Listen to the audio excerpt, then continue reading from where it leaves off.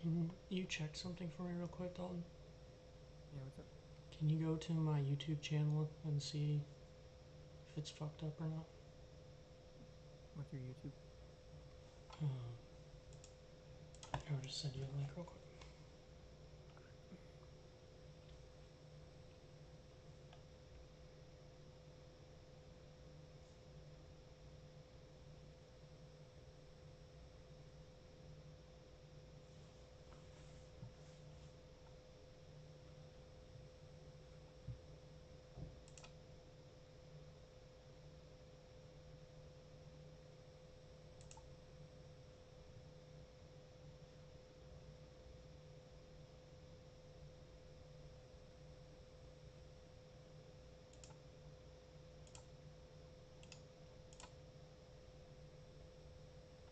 It's working as far as I can tell. It's just on a delay. You just see a picture of a tavern. Mm-hmm. Hold on, let me switch it and see if it works. You see my desktop now? Like I said, it's on a delay. By the time I got to the link, it was you asking me to do it. Okay.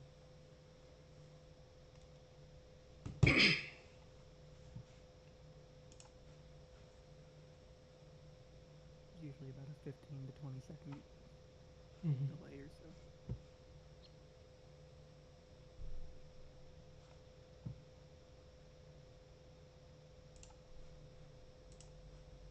And now I see OBS in your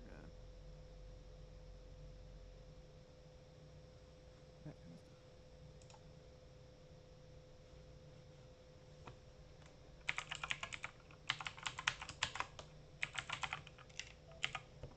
Also, it's giving me no audio from Discord. I don't know if you care about that or not. Okay.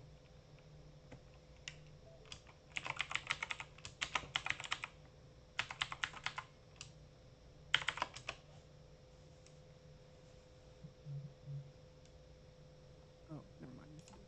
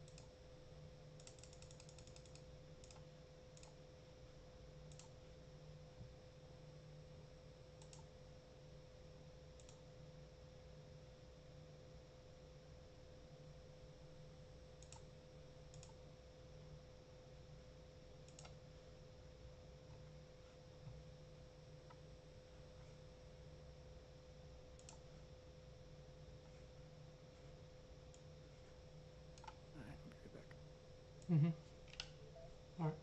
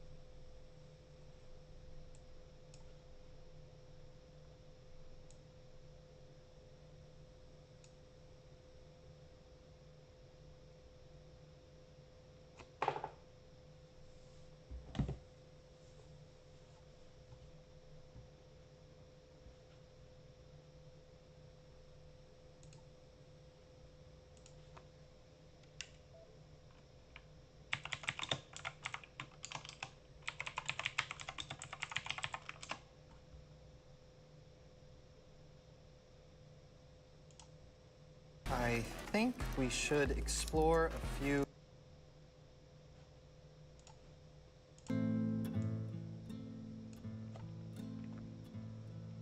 Enchanters, the time has come to be alive in the circle of Magi where we will thrive with our brothers. Enchanters remind that time will not unwind. The dragon's crooked spine will never straighten into line.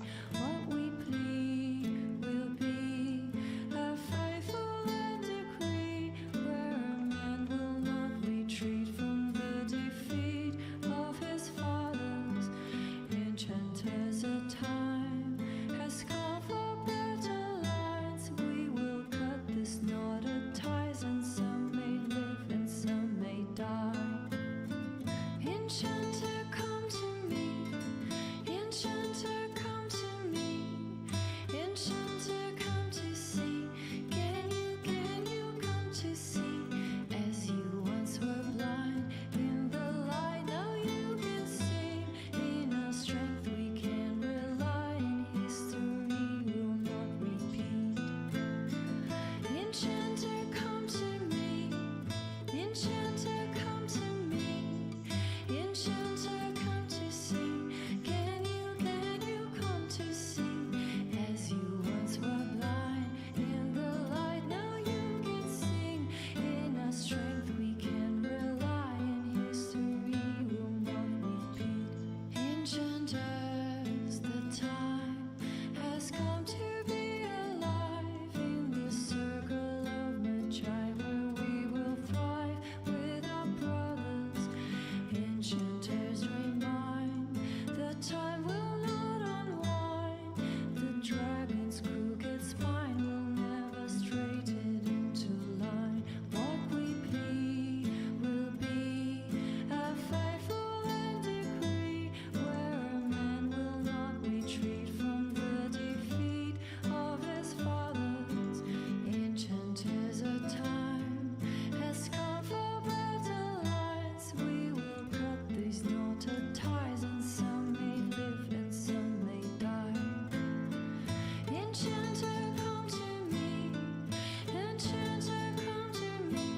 I could exit off your YouTube thing. Come to see. Can you come to see?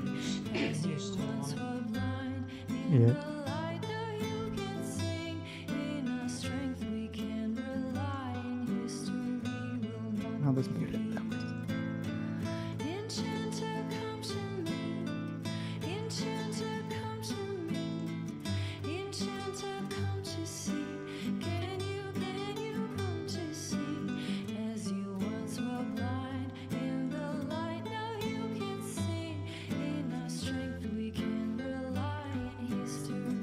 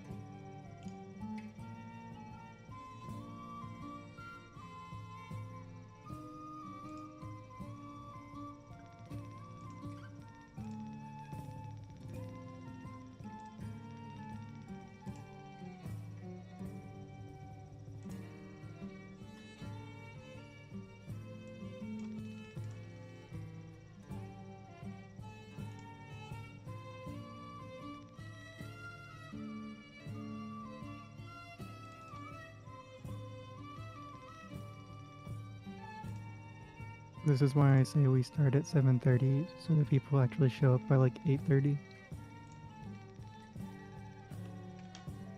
Yep.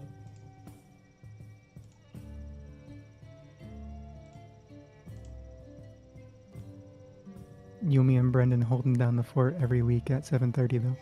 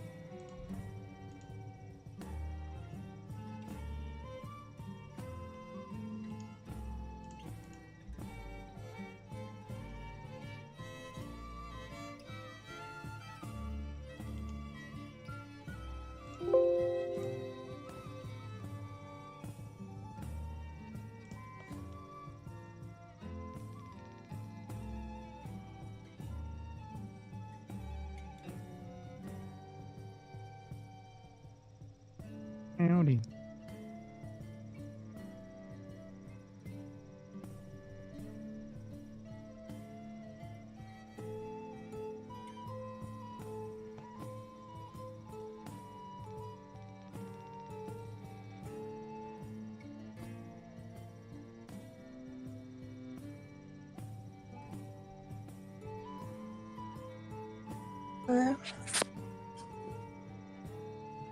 You doing? Hi. Sean wants to play, but he's not feeling very good. All good. He says he's sorry. No, all good, dude. I was just giving him a call to make sure he was alright. Our hero claims a warrior's heart. I tell you that dragonborn comes How you guys doing? with a Good. voice wielding power. I'm alive, so I can't complain. Believe that dragonborn comes. It's an end to the evil of all Skyrim's foes. Beware, beware that dragonborn comes. For the darkness has passed and the legend yet grows. Oh, how is quitting going? Oh, it was great. Yeah. I basically convinced them to let me go so that I wouldn't have to feel bad about quitting. Yeah. Yeah, it was fantastic.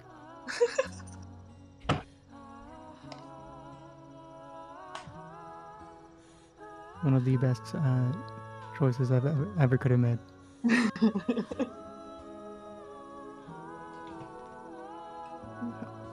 Class.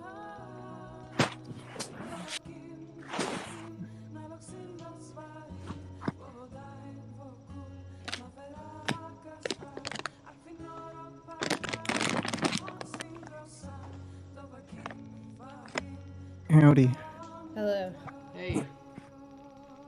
Welcome. What have I missed? Have I missed? No, you're good. Erica, correct me if I'm wrong, but we're starting without Jacob today? Yeah, I think we'll have to schedule him someone again. Yeah.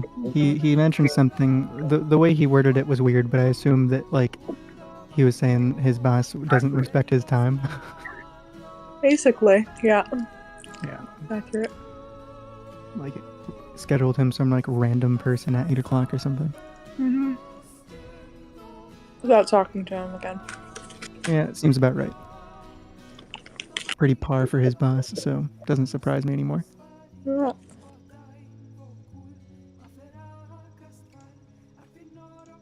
Well, I spent the majority of today prepping and creating every single one of your classmates and their entire life stories. So, That sounds like a very entertaining day. oh, it was great. Brain boggling.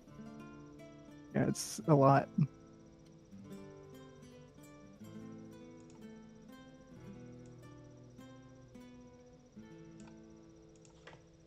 $18 characters. Dragons in the sky, the fighting has begun. Shadow versus light, whose temperament is done. Mattresses and fright. I have got to go grab my charger for this. And that will be on D20, so give me 1 second. Alright. Hey, Brandon, you actually there?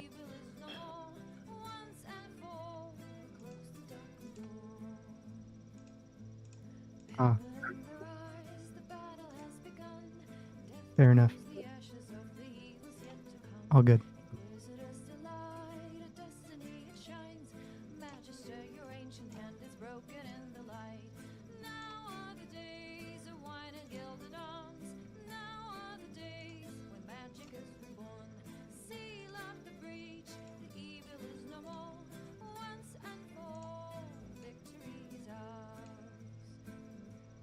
Darkness never ever rises.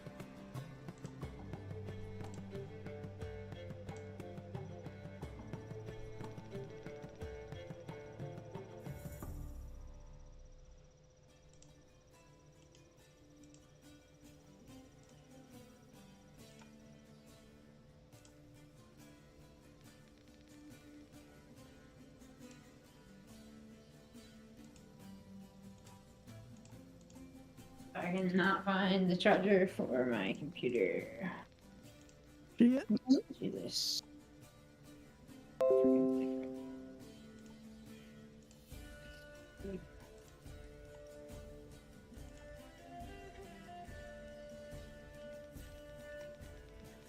Yeah. Okay, hello. I'm going to continue to look for this thing.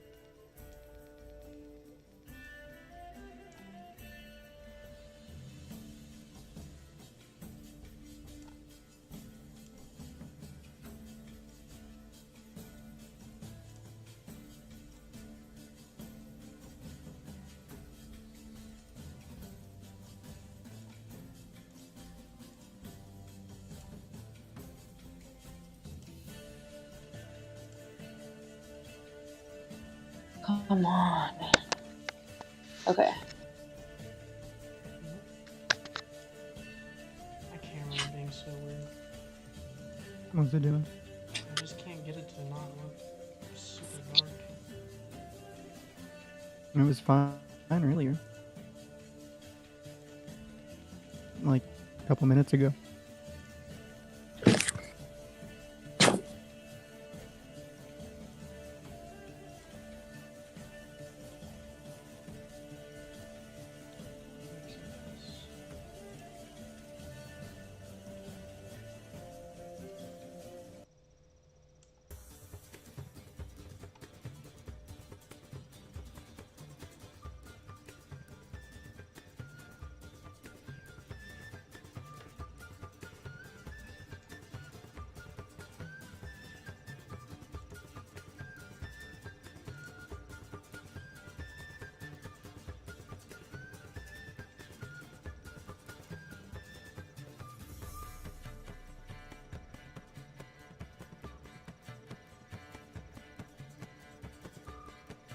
Hey, Erica.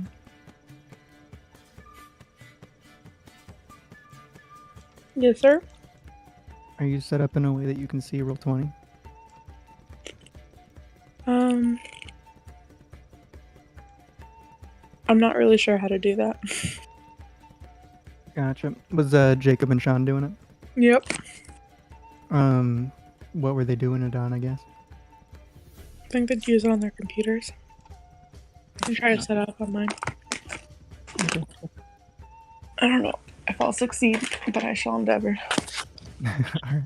Roll20 is pretty easy. You just go to the website and you can you just hop right on. Oh. You're trying to lie on me while I'm getting up.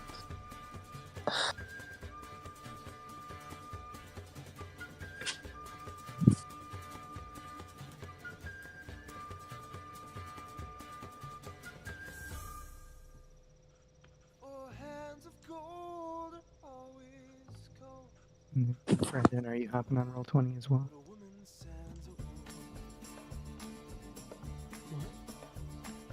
Brendan.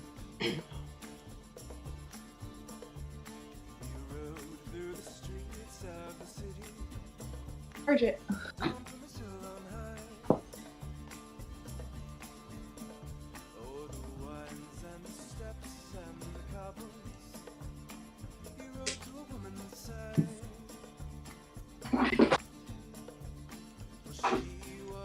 Oh, man.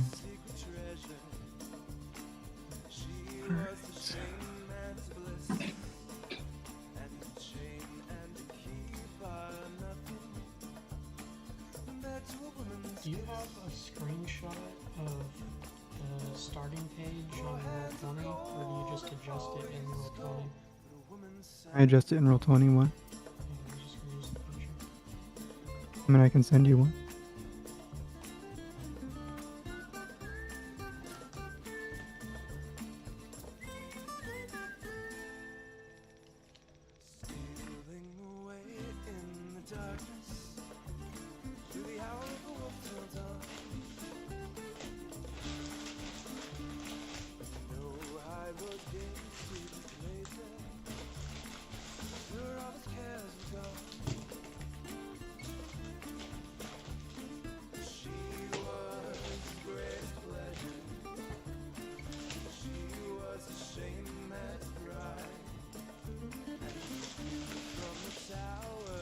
Alright, it's still on the laptop, so I'm in. I think. What's up? I think I'm on there. Yes, you are. And my computer turned off. What? It was on there and then my computer turned off. Oh, nice. Uh-huh. Did it just die or something? Well, Jacob didn't charge it, so probably. But I have it plugged in, so it shouldn't have after I turned it on. I don't fucking know if it's broken. Oh, that's interesting.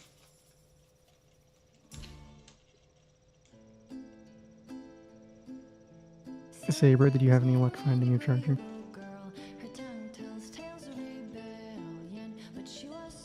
I have absolutely zero idea where my fucking charger is at. Nice. I'm about losing my mind, sir. I have to go with that. It's fine. All good, I can stream it. Roll investigation, maybe you'll find it. I'm so upset right now. So I'm doing it. I'm doing it. I think my investigation is +3, so I'm going with the +3. I'm pretty sure that's what it is. Here we go. Oh wow, I got a fucking 12. Damn. That's a maybe. Good luck, homie. Alright, mine turned on. Hey, look at that. And if I'll give it Progress. 5.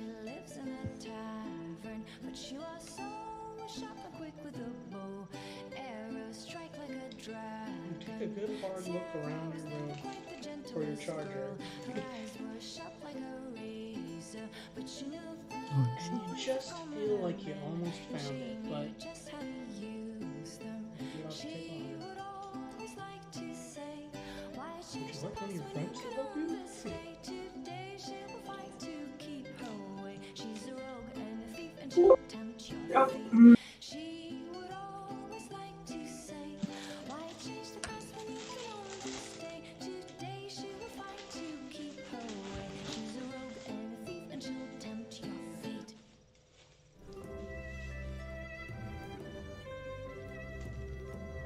Sometimes technology is not your friend.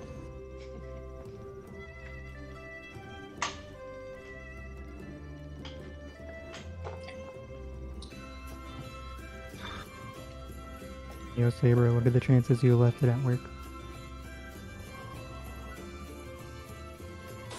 What did you say? I said, what are the chances that you left it at work? 0 to none. It's here somewhere. I have 2 Okay. chargers, one at work and one.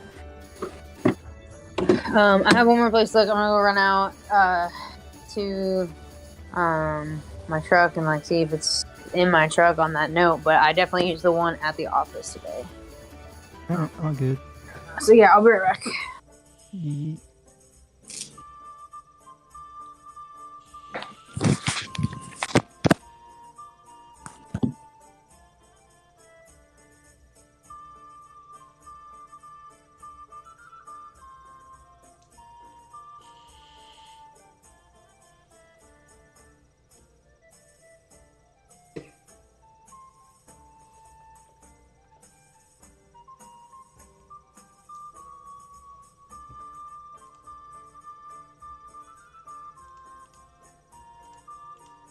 Alright, cool. We'll get started here in a minute.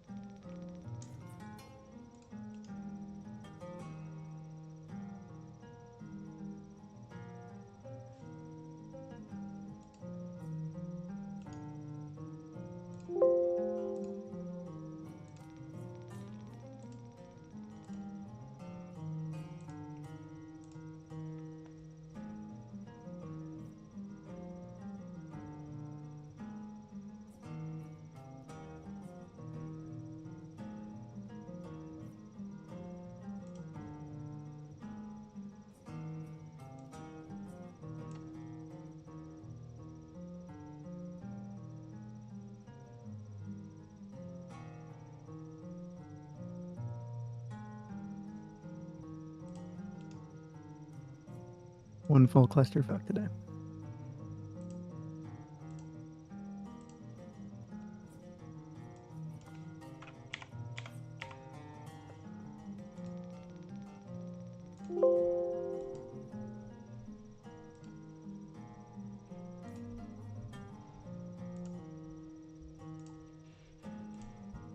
What you eating? Taco Bell. Oh, not me. Erica, Alright. what them cookies be? It was in my closet. Give me a second. I'll be on my computer. I got these Go back. popcorn mini cakes that taste like cheddar. No, nice. I haven't seen those ones, but I've been buying the. Do I have a bag down here? Probably do. No, I don't. Like the Quaker fucking Farms ones. Yeah, I think Jacob got some sriracha ones or buffalo. He left for work and he was carrying a couple of bags. Hell yeah. They're filling at least. Good snackle.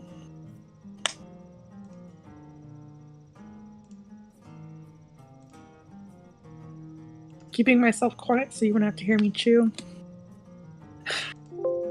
What was that?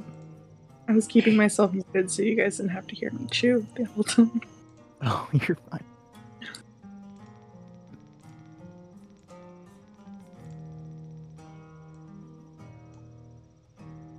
I just realized the amount that I use the F word as an adjective is kind of obscene. Like, I couldn't just say Quaker Farms, I had to say Quaker fucking Farms.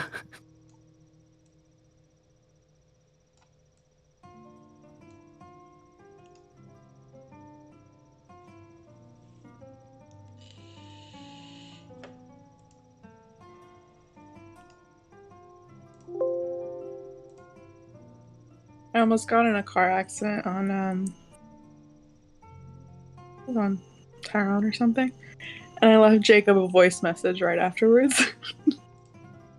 And I You're should just have yelling cuss words. No, I was actually surprisingly calm considering how bad it was gonna be. And how stupid the other person was. But I realized listening back the message that Vapor Road has like permanently changed Your the way I vocabulary. talk. Yeah, you're welcome. Thanks. All the time you spend around me and Sabra cussing constantly.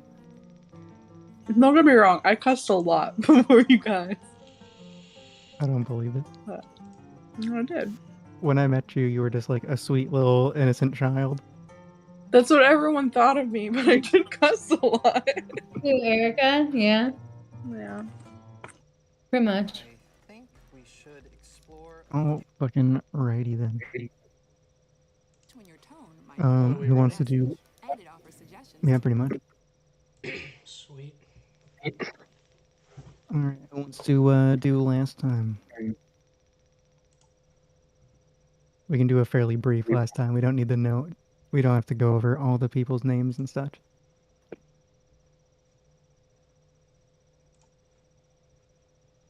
Dylan, you're up. Oh, I'm okay. So last time we had our first day of classes. Class. We had our homeroom. We met all of the professors for the different classes. We met one of the students, which ended up being one of the professor's daughter. And we also went out to all the clubs that were in the main square area. And some of us signed up for some clubs. I saw Fox again. He had a new homunculus body. And then we all went to, what's that campus called? Witherbloom. We went to the Witherbloom campus, and a couple people got familiars that they bonded with, and we all got spell scrolls, bind familiar, whatever that we could use. And came back. We toured the library a little bit, and then we turned in for the night. I think we're about to start the first real day of classes, I think. Oh yeah, good shit. Yeah, that's pretty much it. All right, so we're gonna get started here. Let me grab roll 20 real quick. All right, cool. All right, so like you said last time, all that. We're gonna get you guys started here in your dorm rooms. Anybody What did you say? Oh, I didn't hear you. singing the All That theme song?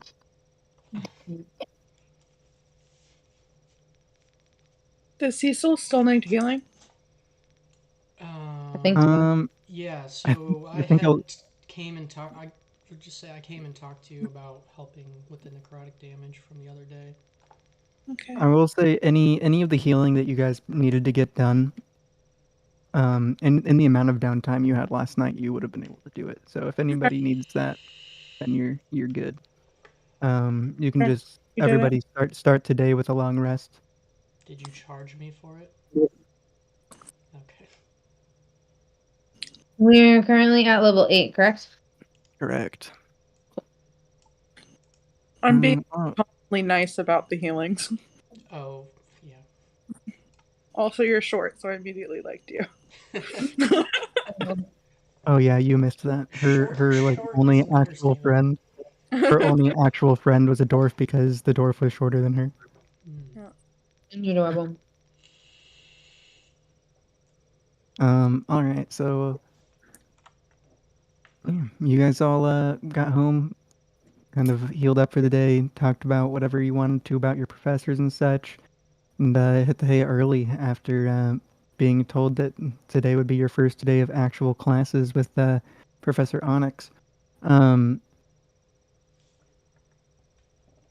you guys wake up to a similar alarm from yesterday. Professor Sharpbeak, once again, just pretty much it just says it's like a couple like beep beep beep kind of sounds, and then it's Professor Sharpbeak's voice. Just hello new students. It's the second day at it's now your second day at Strixhaven. Time for everybody to wake up. Your classes will begin in 1 hour. All students should meet at the classrooms in which they met their professors yesterday. Thank you and have a wonderful day at Strixhaven.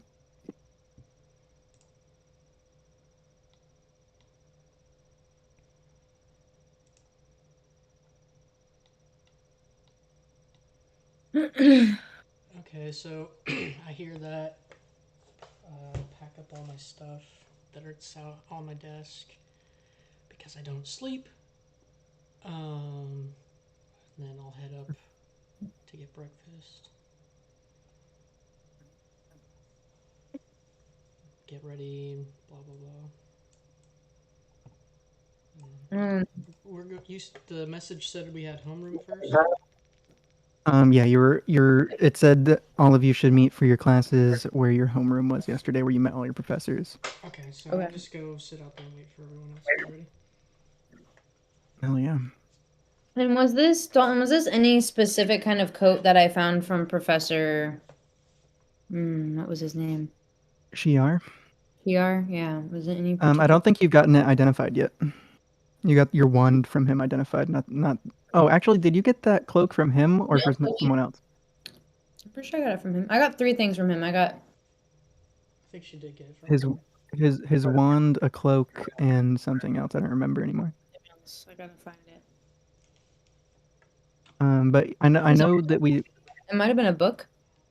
I don't think It was a book. I'll keep looking, but I think it was a book. Yeah, if you find it in your notes, just remind me because I don't remember what I had for all the loot tables in there. I can find them later if need be. But yeah, you've gotten the wand checked out by Cecil. You So, haven't checked out your the coat yet. okay, and is the wand? Oh, I have the wand in here already. Okay, cool. So, I'm gonna go over to Cecil and say, hey, I really appreciate like what you did yesterday, and ask him if he could identify the cloak, and like just let me know if you ever need anything that I can do. Would you mind like identifying this for me? Yes, So you go yes, out I and can find do it. them. Okay, cool. And I give him the cloak. And I'll just I'll set it down on the table and I'll ritually cast identify on it. Bet. Let me pull it up real quick.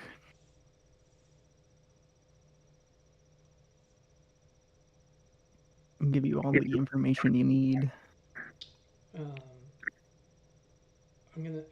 Cecil says, if you need anything else identified, we should probably do this before everyone goes to bed. That way we have time to get all of them done. Yeah, that's a good idea. Fair. Wait. Every Well, morning, I every morning, from the message until we leave, I spend 2/3 of the time identifying stuff. Hey man, True. we didn't have an opportunity after class last night. Yeah. Or Oh, I remember now. You got his cloak. mm-hmm. All right, here it is. I What's thought up? it was wand, cloak, and something. I don't remember what what the other thing was. I'll There. find it at some point. Yeah, and I'll keep looking for it. But you found the cloak, is what you're saying? Yeah. So it's let me pop up identify real quick so I don't give you more information than you should have. It's a good idea. I need to just leave that in a separate tab at all times with how much it's been used this campaign. Yeah, not like you don't have enough tabs already. Yeah. I have 2 computers going right now.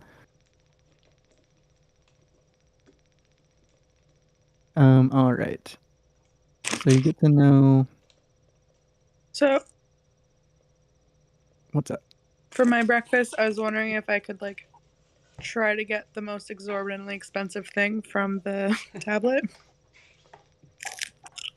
Oh, from the kitchen? Mm-hmm. Yeah. You can ask it for whatever you want. Tell it you eat Like gold. lobster dinner. That's good. You can ask it for whatever you want. I will not tell you how it functions, but you can try to get anything you want out of it.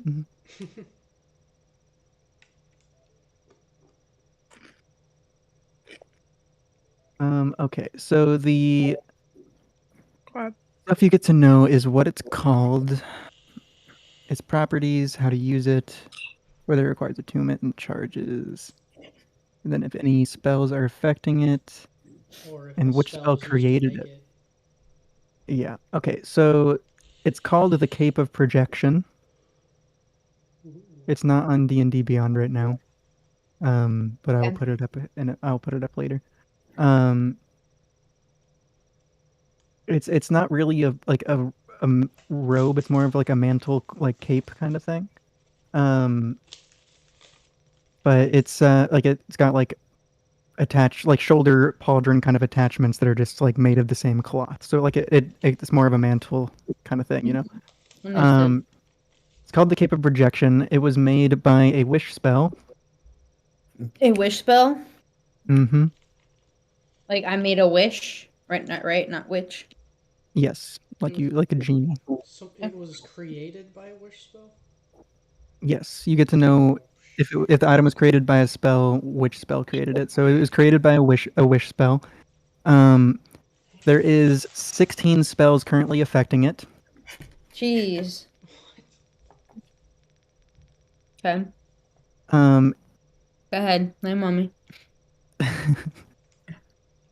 I'll get to that in a second. I'm going to tell you what the item is first, Okay. so that it makes sense why there's so many spells affecting it. That makes sense. The Cape of Projection is a completely normal cape. While wearing this cape, your hair is always flawlessly combed and you have advantage on all charisma checks that involve smoldering. However, every time you fail an ability check, attack roll, or saving throw while wearing the cape, you must loudly project the blame onto someone else, or else one of 16 spells attached to this cloak could happen.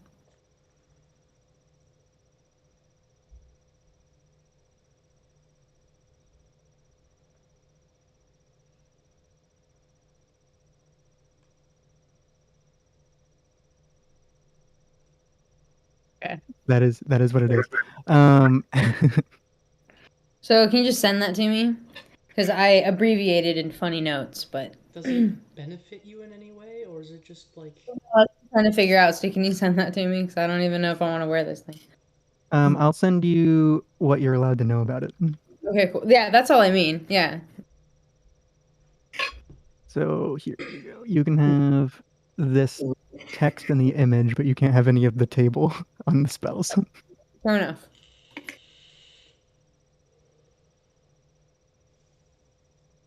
Does it do anything good? Like, is there a point to wearing it? Yeah, it helps you with ability checks and Oh, cast spells. I thought you meant. I thought you Oh. only heard the part where you said you have to blame someone if you fail. Oh yeah. If you fail an ability check, attack roll, or saving throw while wearing the cape, you have to loudly project the blame onto someone else. And it gives you But it advantage on that. Oh, you said it gives you advantage on charisma checks that involve like Oh, you're literally Lockhart. smoldering. Yep. It's like if Lockhart from Harry Potter had a cloak that did weird magic shit. Yeah, this would be his cloak. Okay, Yep. I just relay that all to you. Yeah, I understand now. Fantastic. I threw the picture in the general chat I if you see need to that. see it. And then let me see. Was there anything else you're supposed to know about it? It does not require attunement. And it doesn't have charges because it doesn't have like an active ability.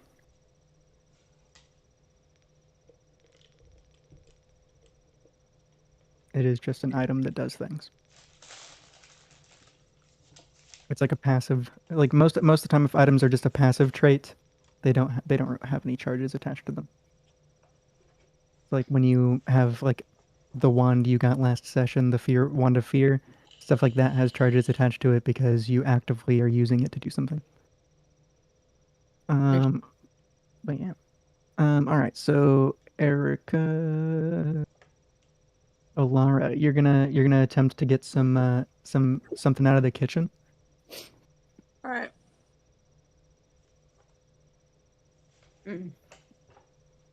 I was gonna ask for like a lobster meal. You want a lobster meal in the morning? Yeah. Is that what you? Well, like tell me what you tell the kitchen, like what you say to the kitchen. Okay. I'll say what happens.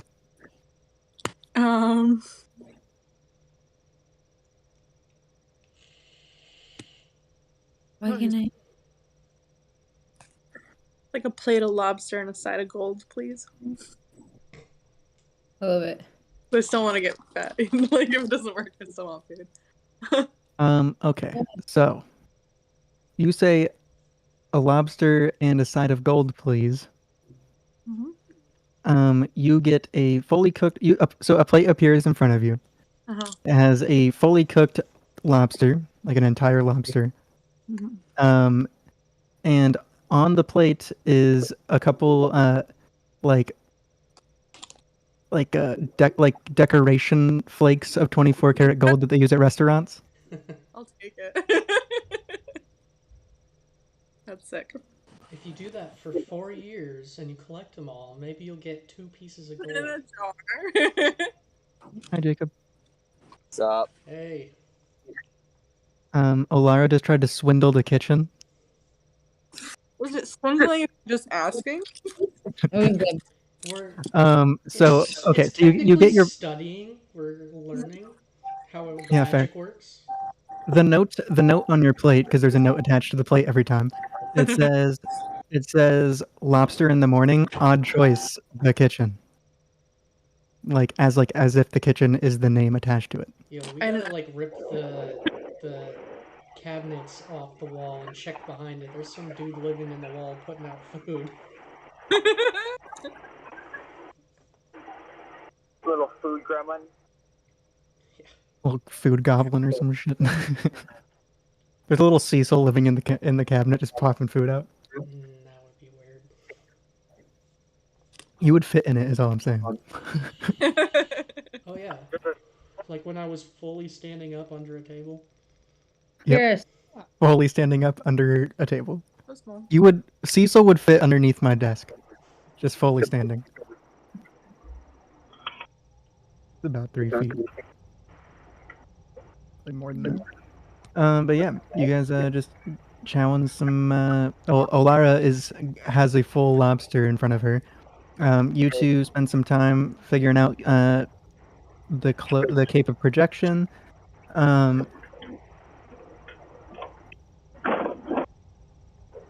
Brendan, are you doing anything this morning, homie? Can you hear me? Yes, sir.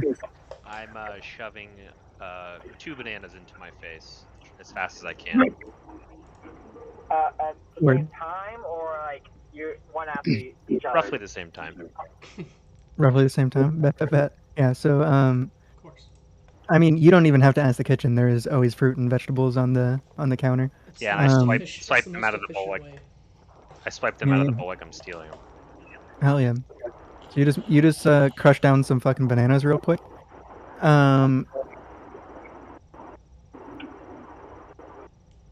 yeah. Shion, are you grabbing any breakfast, my guy, for before you head to classes? Actually, I'm stealing very soup base with a bread style with a bread. You want a bread bowl? Do you want like a Panera bread bowl? Is that what you're asking? No, I want a soup with like a piece of like toast to go with it. So you ask for soup and a piece of toast? Yeah, like more like a breakfast stew. Yes. All right, a breakfast stew it is. You come out to the kitchen, ask for a breakfast stew and a piece of toast. A plate with a small bowl pops up in it with whatever the hell a breakfast stew is, and a nice piece of buttered toast. Are you gonna run a class with a piece of toast in your mouth? Butter. But yeah, I'll run the class with a piece of toast in my mouth, and I might get a coffee to go. Oh yeah. You can always grab a coffee to go from the kitchen.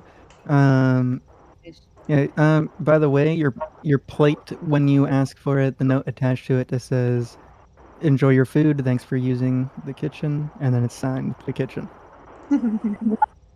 I love the little notes. Classic. Yep.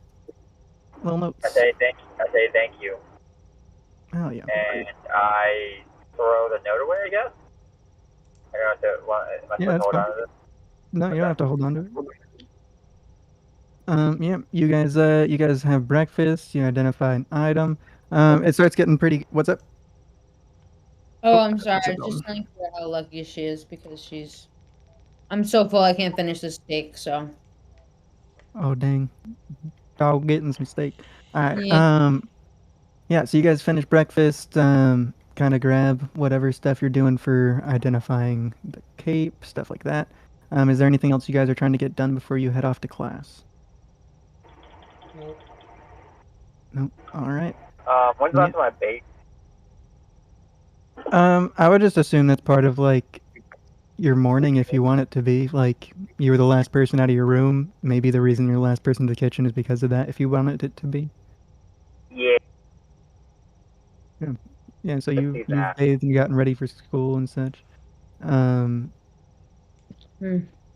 right. Let's get you guys out of here. So we're gonna grab you to Central Campus. The classroom that is your homeroom. As you guys know, this rectangle building is your dorms. The classroom that is your homeroom is this building here. Sure. Oh God. The tower? Yeah, it's this. It has a tower attached to the top of the class. Yes, but this building is that classroom.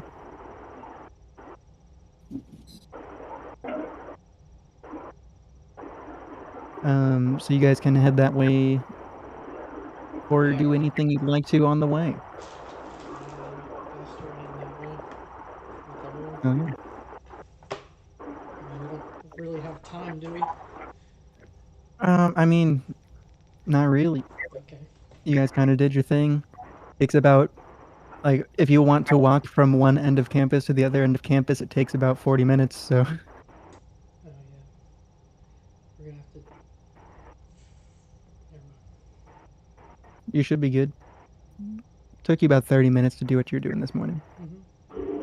Mhm. So yeah, you guys take off and head to class. Let me grab you guys into your classroom. Who's in this classroom? All of us? Yeah. Yeah, it's you over guys. So everyone. you missed the alarm, but it was you guys were told by Professor Sharpbeak to meet up at your homeroom. That you met all your teachers in yesterday to begin your classes. Does Sharpbeak have one eye only, or is she has two eyes? It's the alarm clock. You haven't seen Sharpbeak since the encounter, since that battle. What was the name of the first, What was the name of the what? the class yesterday?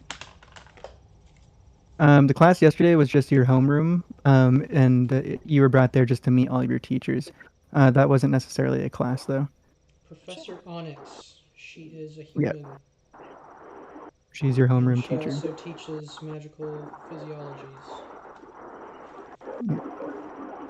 Flashcards. I literally wrote all the professors' names down and what they looked Nice.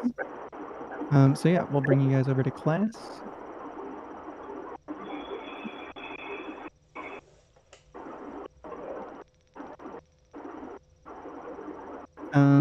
I'm going to go out on a limb and assume you guys want to be in the same seats, if you'd like.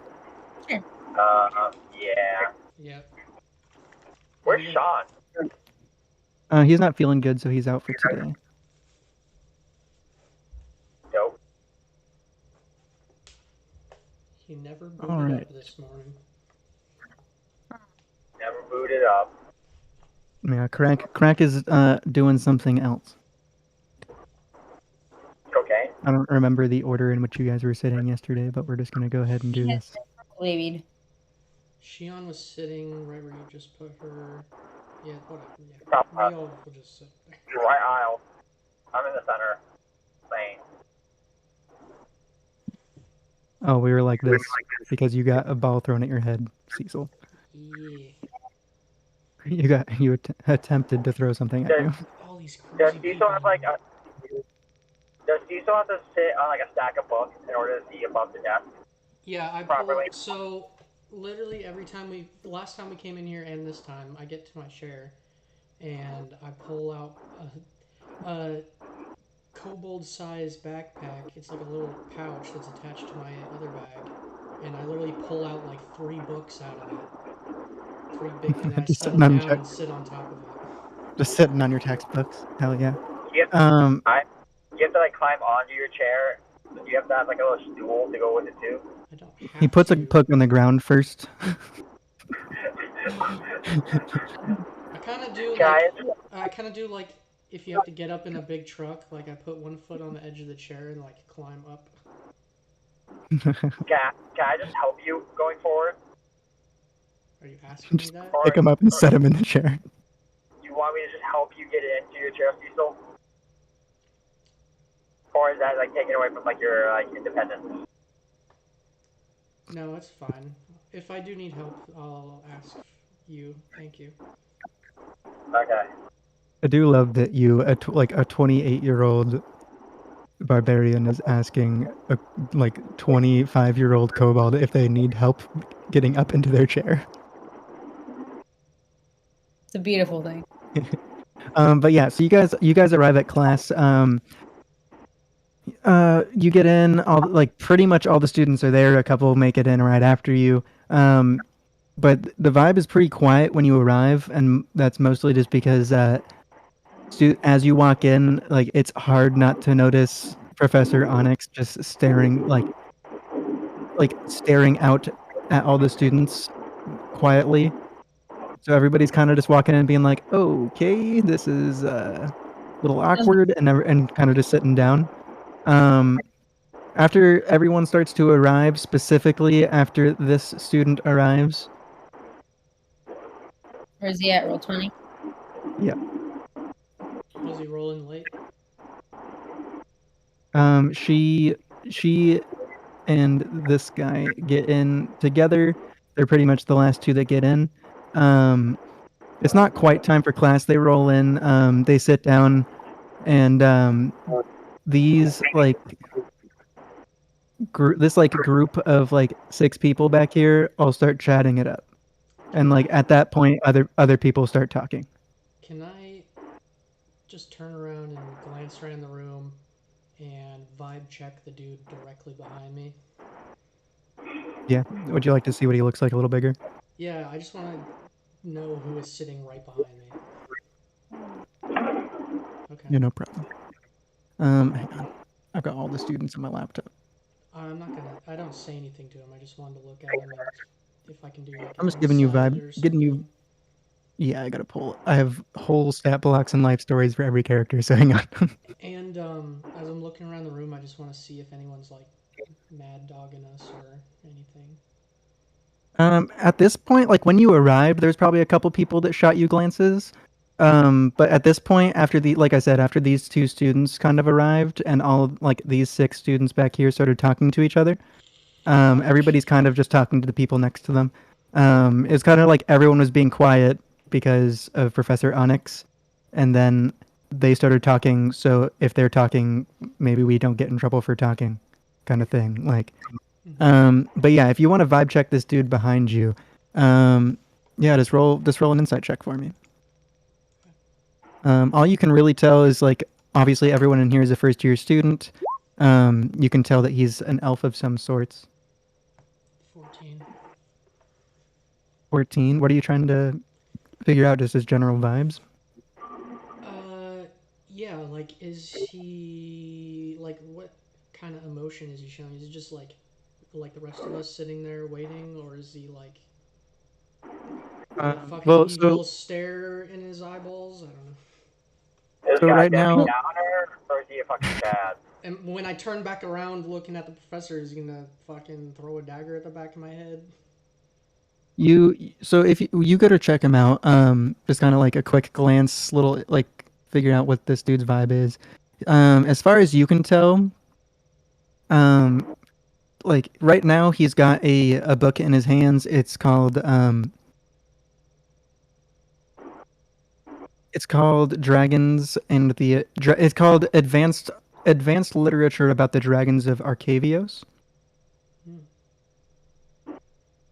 And he's kind of just like reading the book, not really paying attention to many people, but he is like every once in a while shooting a glance your way as well. But he doesn't. I'm gonna say hello to him. All right, cool, yeah. He just says oh hi, what's your name? I'm Cecil. Nice to meet you, Cecil. My name is Elandir. What can I help you with? I noticed the book you were reading. Are you into ancient literature, or you been to the library here very much? No, sorry. This is a book from my family's personal collection. I don't really do much with literature. Our family studies dragons. Oh, well, it was nice to meet you. You too. Thanks. Insight check. Yeah, go ahead. What are you trying to figure out? Is he full of shit? Excuse me. Me maybe, I don't know. 4. I mean, as far as you can tell, he seemed really nice and sincere. Nice to meet you. And I turn around. Yeah, just goes you too.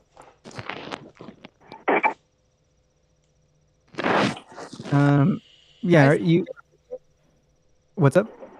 I just want to say that I set out all my stuff very like professionally. Like I'm very ready to learn. Hell yeah! Got your whole desk set up like. Yeah. As close to your office as you could. Yeah. I'm ready. I also try to set my desk up as organized as Olara's, but in a more like, you can definitely tell I'm trying, but it's not working out in an organization. You're attempting your best shot at copying Olara's nice desk setup. Yeah, I'm definitely only have like a book, a notebook, and like a pencil kind of thing. Nice. Gotcha. Yeah, I mean, other than that, like, Maylees, you sit down. Obviously, there's a chair left in between you guys because Crack isn't at class today. But you sit down. It's the same girl that sat up front with you the other day. Brendan, the student that's sitting next to you, just smells like hella weed, and he's like half passed out still. Okay.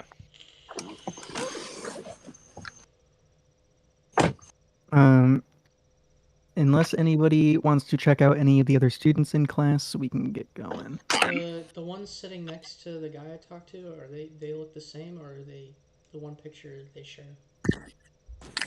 It's two people in one picture, but they look almost identical. So let me pull them up real quick for you.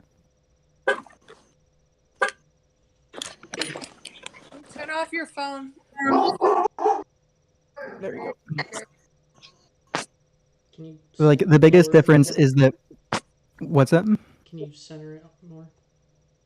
Yeah. Yeah. Okay. I mean, the main difference is like their outfits, but beyond what they're wearing and holding, they are identical. Okay.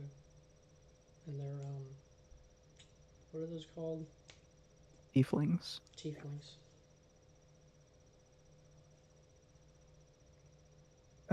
But yeah.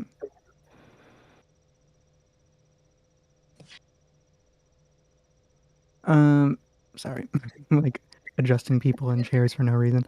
All right, let's go ahead and proceed unless anybody wants to check out any other students. I'm going to ask the person next to me. I'm gonna get really close to him and get in his face and say, "Are you okay?"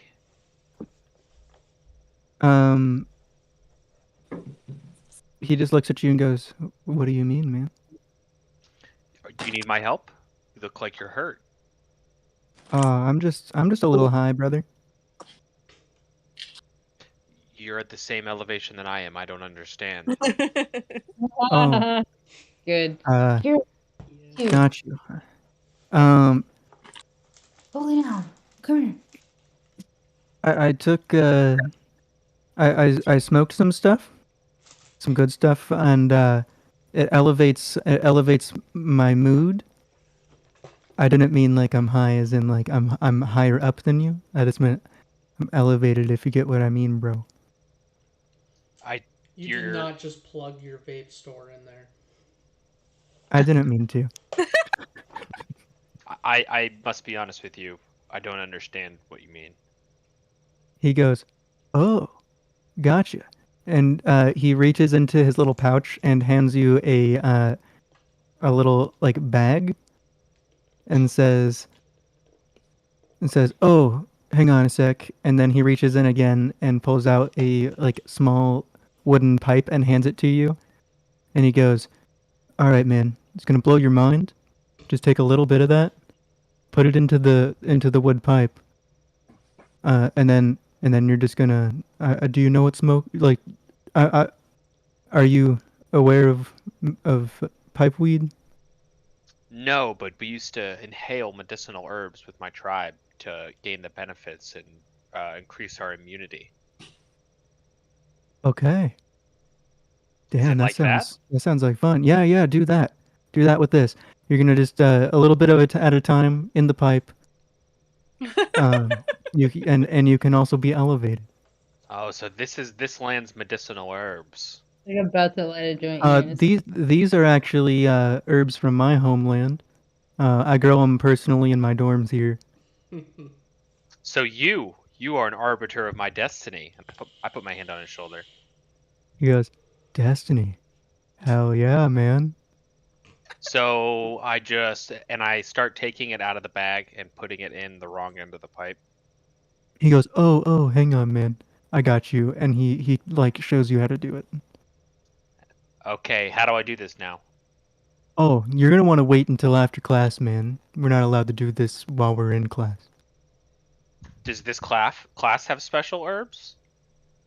Not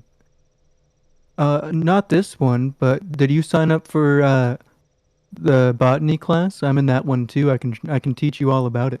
I am in that class. What do they call you? Oh, my name is Check's name tag. My name, yep. My name is Dominic. You can just call me Dom. I will call you Dominic. That's fine, man. Dominic What's your of the name, Herb. brother? My name, they call me Orin, the uncommon lord of the wood. Hell yeah.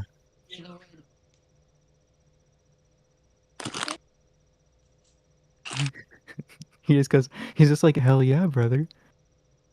She's just high as fuck. Like I'm not breaking eye contact. I'm just staring at him.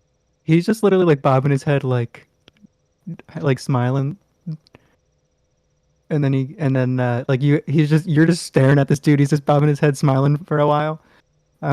Anybody else do anything? What's going on? No? All right.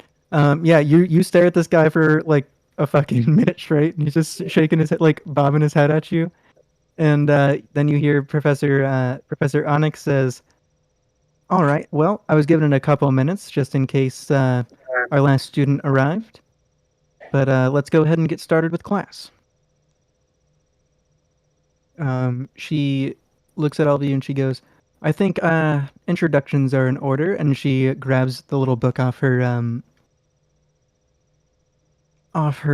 podium, and she just says, "All right, why don't we just start with?" And she looks towards the back, and she says, "Mr. Souvige, why don't you start us off?" And this guy, big ol' Loxodon, he stands up. He's fucking huge. He stands up and does like a little kind of bow, like a half bow, and he just says,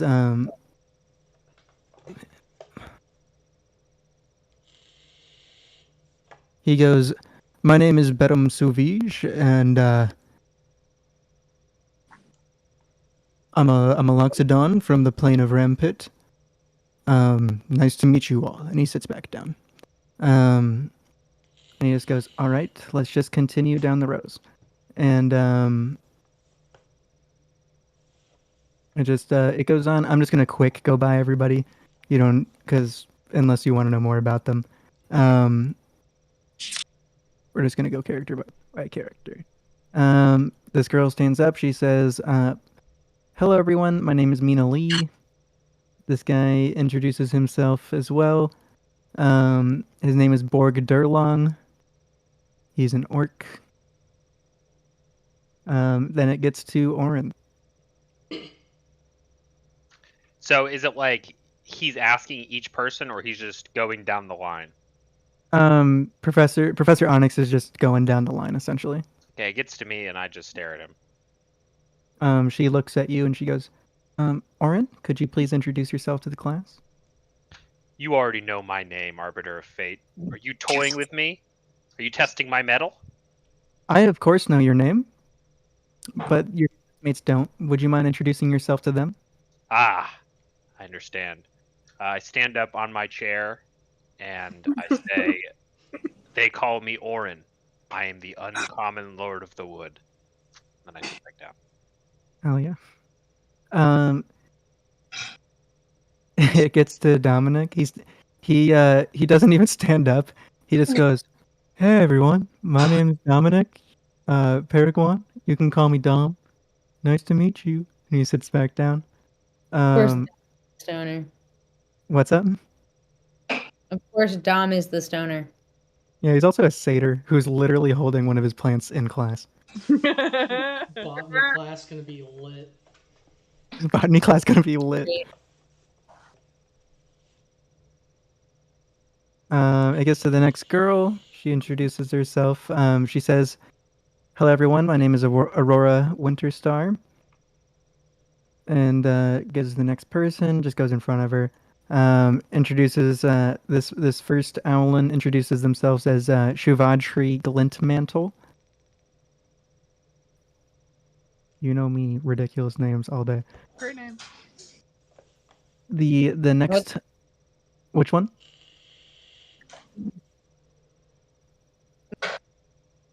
I can't hear anything you're saying.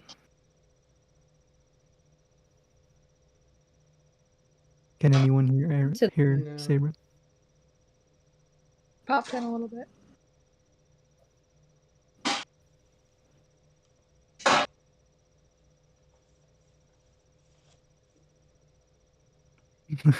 There it goes.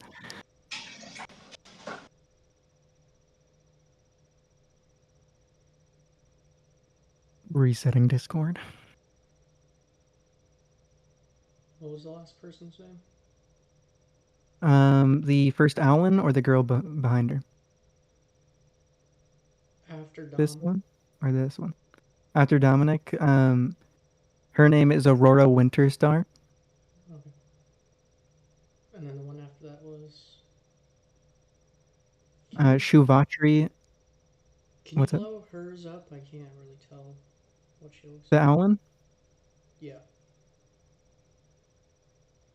Oh, okay. I got it now. Okay, how about now? Yep, you're good. Okay. Discord, just be in Discord. He basically. What were you asking? What was her name? The Owlin? Yeah. Her name is Shuvatri Glintmantle. Suvatri. Okay. Thank you. The next Owlin's name is Javanesh Stoutclaw. He, for reference, Sabra, is the same size as Barrick. He is a big boy. The next girl, her name is Nora Ann Wu. Then Can it you gets when you say their name, can you say their race too? yeah. So Nora is a human. Aurora is a Damphir.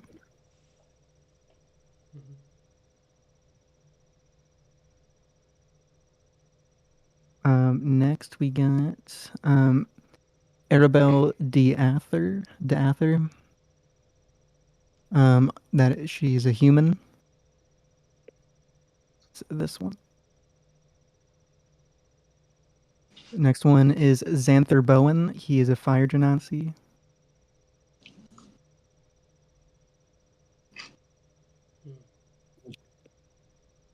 Next one is Cataris Demeloir. Why did I do that to myself?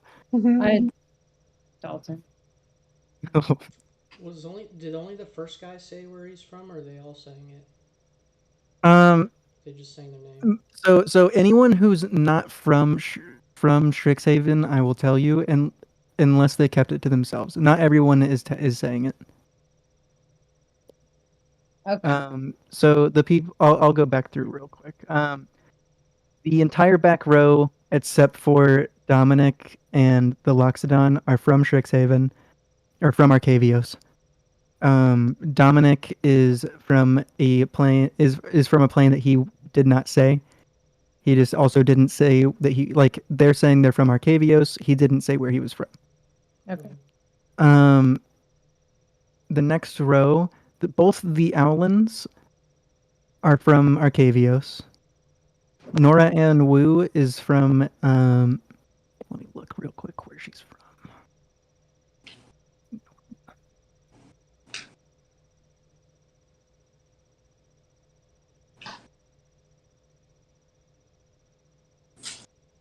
Nora is from a plane called Etheria. Arabelle is from Strixhaven. Xanther is from the plane of fire. And then we're back to Cataris. This guy is Cataris Demelawire. He's from Strixhaven, or from Arcavios. Next it gets to the twins. Their names are Sam and Sem Kennedy. So it's S-A-M and S-E-M Kennedy. They are from... they are both from Arcavios. The guy sitting behind you, this guy, he is Ilandir Chris Karen, and he is from Arcavios. The next one is Rubina Larkingdale. She's from Arcavios. The next one is. She introduces her full name and she says, "Please just call me Rosie." Her name is Rosenmiffenbip Woos Fedelin.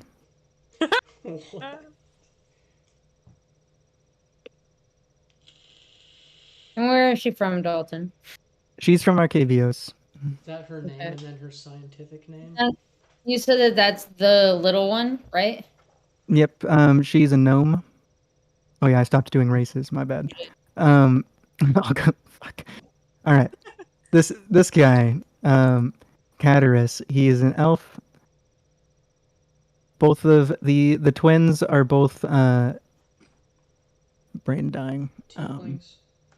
Tieflings. This guy, Elandir is a half elf. Rubina is a human. And Rosamifenbip Woosfedelin is a gnome and asks everyone just to call her Rosie. Next we got Greta Garun. She is a dwarf. She's from the Plane of Fire. Next we got Mel with Thorn, who you guys kind of had an interaction with, not really. She introduces herself as Melbathorn, and she says that she is from Cavios as well. And then we got Melee. What race she is a dryad. A what? A dryad. Oh. She's a tree person. Yeah. Stoner She's a forest spirit person. Her mom's skin was literally made out of like willow wood. Some of hers is. Okay. Ooh. Her mom was a treant, though. And then it gets to Melee's. A Triusi, though. Jesus. The Barcosi? Barcosi? I just say I am. That's Apple. Do we know if we have to tell our names in these classes, or if we can go by our nicknames, or?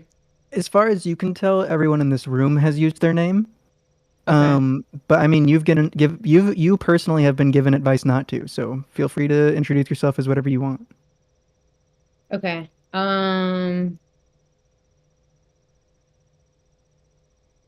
Hi, everybody calls me Red, and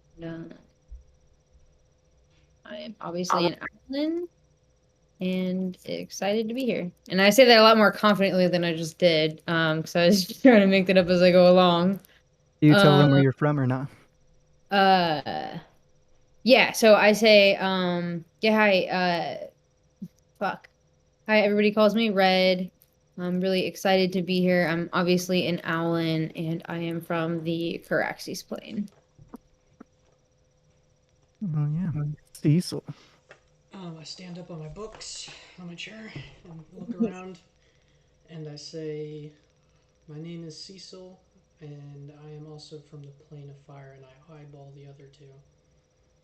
Oh yeah. The dwarf and the genasi. Any reaction?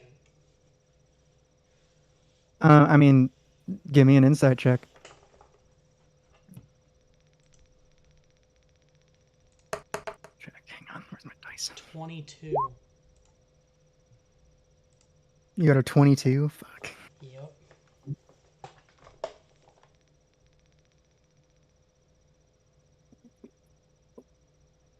Zero reaction whatsoever from the genasi. The dwarf starts like looking you up and down while you're introducing yourself. Just sit back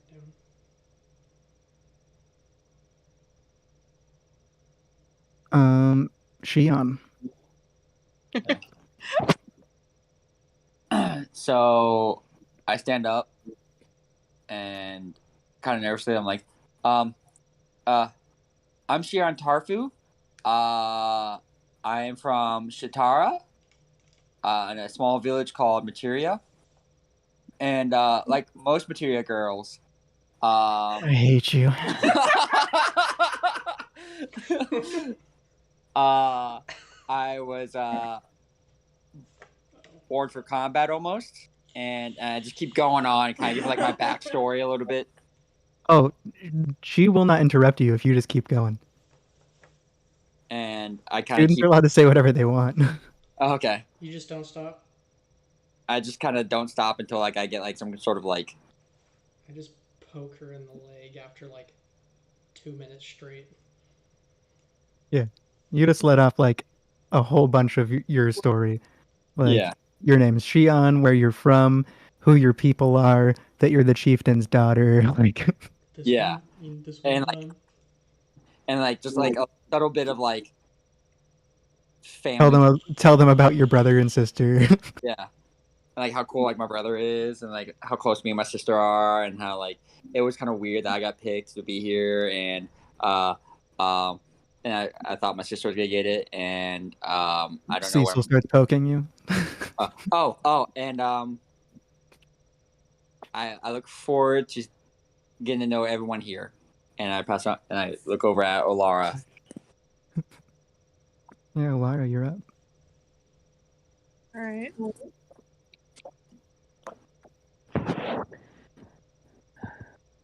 I'm healer. Oh, What? Yeah, what are you doing? Oh.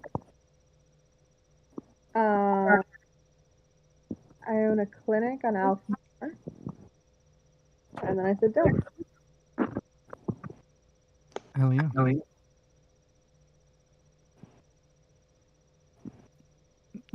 Yeah, you all introduce yourselves.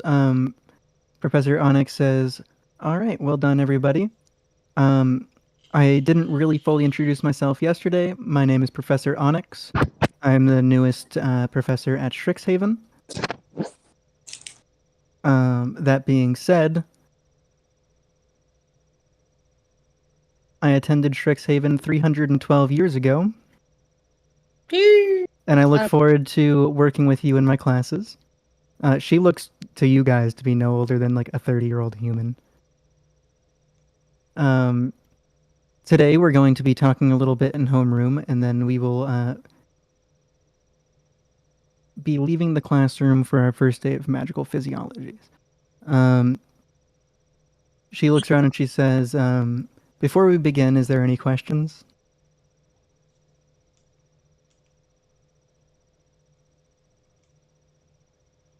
I shake my head, like, nope, no questions.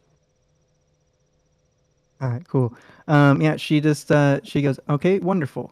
I'm supposed to tell you guys a couple things before we get started. On your first day at orientation, you all received a small pouch. It is what allows you to send and receive letters from your home planes. And she walks around and hands you guys all a small piece of paper that explains how it works. You must attach a piece of gold to each letter you send. That same piece of gold must be used to return to you. And she instructs you all to write a letter to your home planes, to your family. Basically just explaining that, like, hey, I can now send you messages. If you want to send me one back, you have to attach the same piece of gold that I sent to you, or I will not receive your message back. And she like kind of just instructs everybody to write up one of those and send it. And then she, all your classmates kind of start doing that. You guys can as well if you'd like to. Basically, it's just like a, hi, I made it to boot camp. Oh God. This is my mailing address. Goodbye, kind of thing. It really just is like an explanatory, hey, this is how I can correspond with you. Everybody kind of writes one of those up and sends them home from the pouches you guys received. When you go to put your letters into the pouch, you see inside the pouch, the folder automatically folds itself up into a paper owl. The gold piece goes in between its beak, and then it disappears. I don't write one. All good. I write one. Oh, yeah. Yeah, I write one. Yeah, anybody who has people they want to send it home to. Same thing as far as like Brendan and Alara go. If you wanted to send one to Ramar or to the people at the clinic, this is how you'd be able to correspond with your people. Okay. Oh, actually, I just like scribble some like random BS on the. I just draw like a book or something on the page, and I fold it up into whatever and send it. But I don't like put anything on it to know it's me. Okay, cool. I mean, same thing. She would have explained like how like if you are sending a letter, the owl knows where to arrive at. So it's not really like you guys need to worry about like if you send a letter with intention to make it someone, the letter will go to them. But that Send it to our dorm room. all right, all good. You just send it to your room. Yeah, I'm just trying to make it seem like I'm doing the same thing as Or to- everyone else.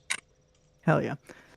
Yeah, so you see a bunch of students doing that, at least the ones that aren't from Arcavios, because talking to people on Arcavios is pretty easy when you're there. Which, like, you send one what? My clinic. Yeah, hell yeah. Good as shit. See, so what you got there, buddy? Taco Bell. I got it from the kitchen for breakfast. Stuffed it in my bag. Stuffed it in my bag. Bag tacos. Great. Canonically, the kitchen has to know how to make Taco Bell now. Bag of holding tacos. There is a decanter of endless coffee. It can only hold tacos. The bag of holding tacos can only hold taco and taco-like accessories. That would be horrible. That'd be hilarious. It's one of the meme items I would have given in the tower campaign. It's like a refrigerator bag. All right. So yeah, she explains how to do all that kind of stuff. And then she goes over a couple things. She kind of explains to you guys a little bit more about the campuses. Pretty much anything that like she's explaining is kind of the stuff we went over in orientation. She's just doing like a little refresher for any of the students that may have missed it. Basically just talking about like, hey, this is kind of what the different campuses are about. And like who the faculty members are there, stuff like that. If you need any details for that in the future, you can just ask me. And then she says, all right, and we're going to talk a little bit about your schedules. You'll always meet in this classroom in the mornings for at least homeroom. We won't have magical physiologies every day. But whichever teachers you'll be working with after this class, you'll either be sent directly to them or they will be here as well. And she goes, and with that, we're going to go ahead and start our magical physiologies class. She steps over to her desk and picks up one of the scrolls. She grabs it and opens it up, and you all see a large portal.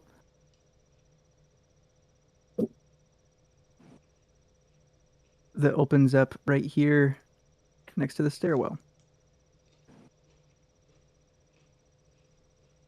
And she says, all right, students, well, let's go ahead and get going. And she stands at the side of the portal and she says, if everybody would enter, we'll be going to a different location for a magical physiologies class today.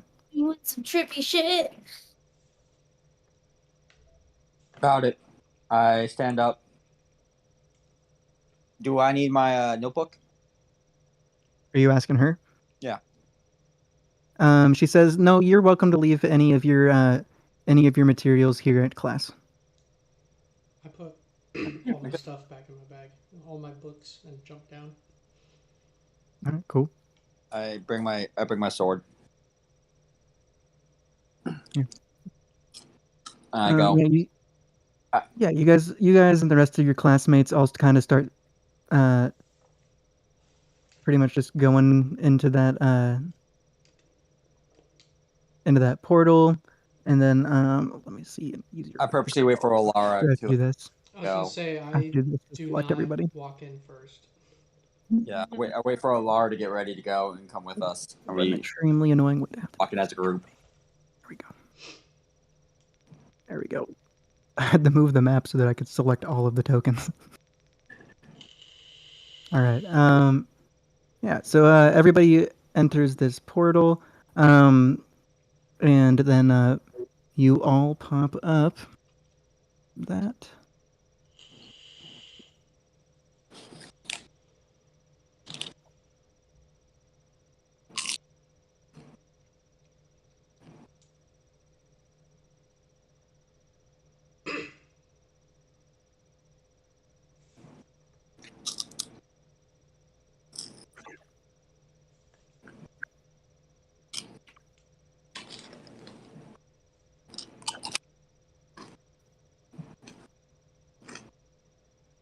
Um, What's up? the whole time I'm gonna try and stay within like 5 feet of Shion, and anytime that dwarf gets anywhere near us, I'm gonna walk to the other side of them. Or you don't want to be near the dwarf? No. Or Okay. or the Genasi. I'm just gonna stand on the opposite side if they could walk nearby. All right. All good. I noticed that Cecil's a little. Do you notice? I mean, make an insight check. Hey. Do you want? I'm just putting all the tokens on the map real quick. I'm not trying to be sneaky about it, so. Well, my intentions, but I'm not like trying to crouch 10. around him. 10. Dylan rolled. Or you're not trying to be sneaky about it? I mean, I didn't say anything about it. But is it like Yeah. visible that like you don't want to be near them? I mean, you can kind of tell that it seems like it doesn't. You can't tell that he's trying to avoid someone specifically. You can just tell that Cecil's kind of trying to stay like near you and like so that people can't really see him. Girl? He's doing little lizard things. What are you rolling for? To see if. Insight? Are you trying to do an insight check on Cecil? Yeah, so you roll a d20. Do you know what your insight is? Nope. Alrighty. We come out of the portal. Don't worry about it. No. What'd you get? I got her too. She got at least a 2, and then whatever her. Oh, you have no fucking clue.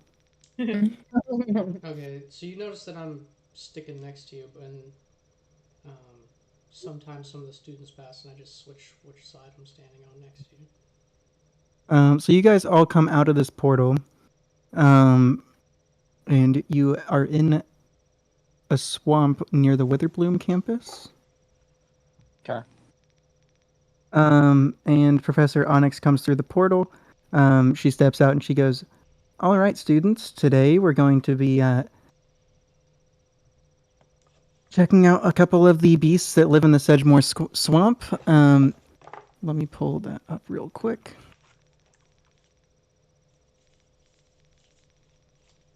Is that the place where, like, if you get in trouble, you get sent there? No, that's the detention bug.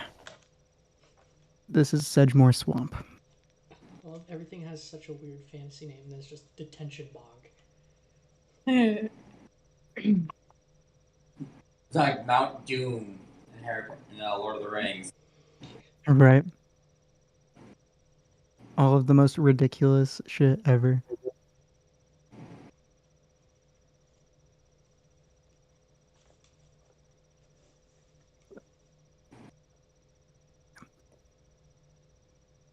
Okay, there we go. Where is... There it is. All right, cool. She just talks to you guys, basically being like, today we're gonna be checking out one of the creatures that lives inside the swamp, and she ends up pointing one out. You guys recognize this as a brackish trudge, which is those weird creatures that have the mushrooms all over them.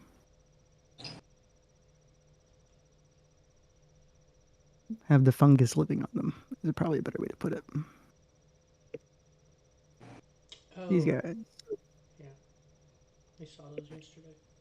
What was it called again? They're called brackish trudge. Trud. She points one out to you that's not too far away. It's kind of just chilling like here out, like kind of about its knee deep in the water. And she says, today we're going to learn a little bit about brackish trudges, and let me grab the lesson real quick.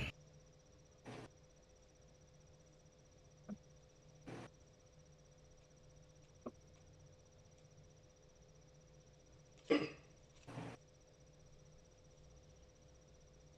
this school accredited? Can I transfer my credits from this to real life? If you'd like. Sorry. Good luck, though.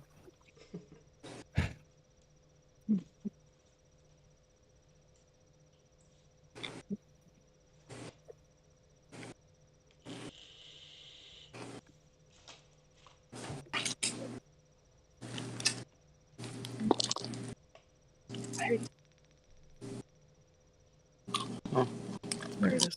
All right.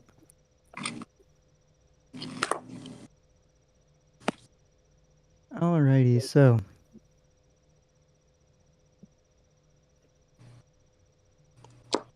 yeah, she kind of walks over to the side of the swamp, and while talking to you guys, she just says, she starts explaining brackish trudges. She says, brackish trudges are lumbering masses of sentient fungus and vegetation that thrive in the bayous and swamps near the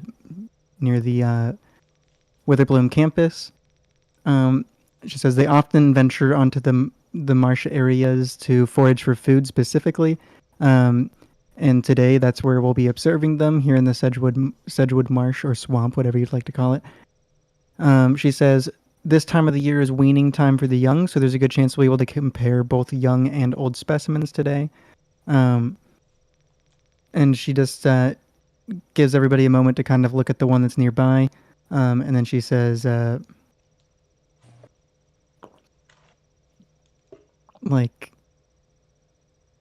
essentially she's saying, like, we're going to do a little bit of a competition.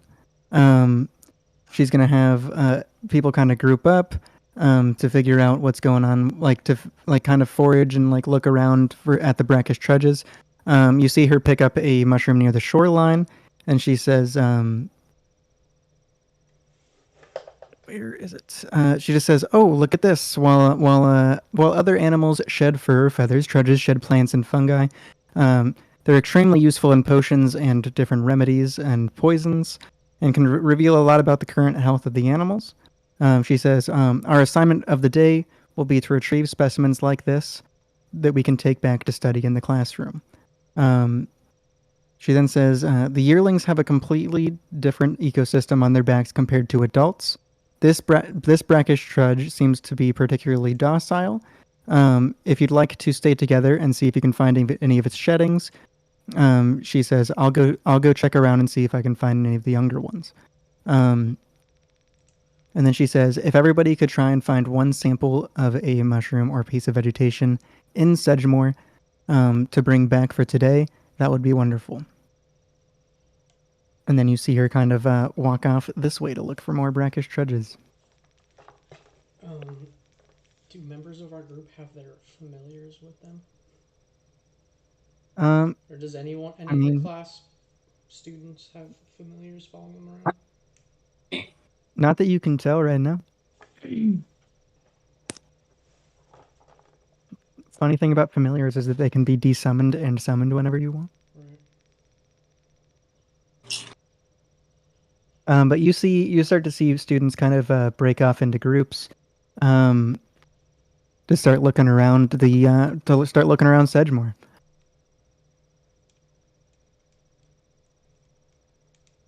What are you guys doing? I just wait next to Shion and Alara for everyone. Mm-hmm. I mean, so this right here is okay, all in here is water, right? Yeah, it's all swamp water. You can't tell how deep it is from where you are. I mean, the brackish trudge is pretty large, but it goes up to about like where its kneecaps would be. So like, I mean, you could estimate it's like maybe about 1.5 feet deep. Yeah, a couple feet. Okay. I just kind of like, I come over here a little bit. Okay.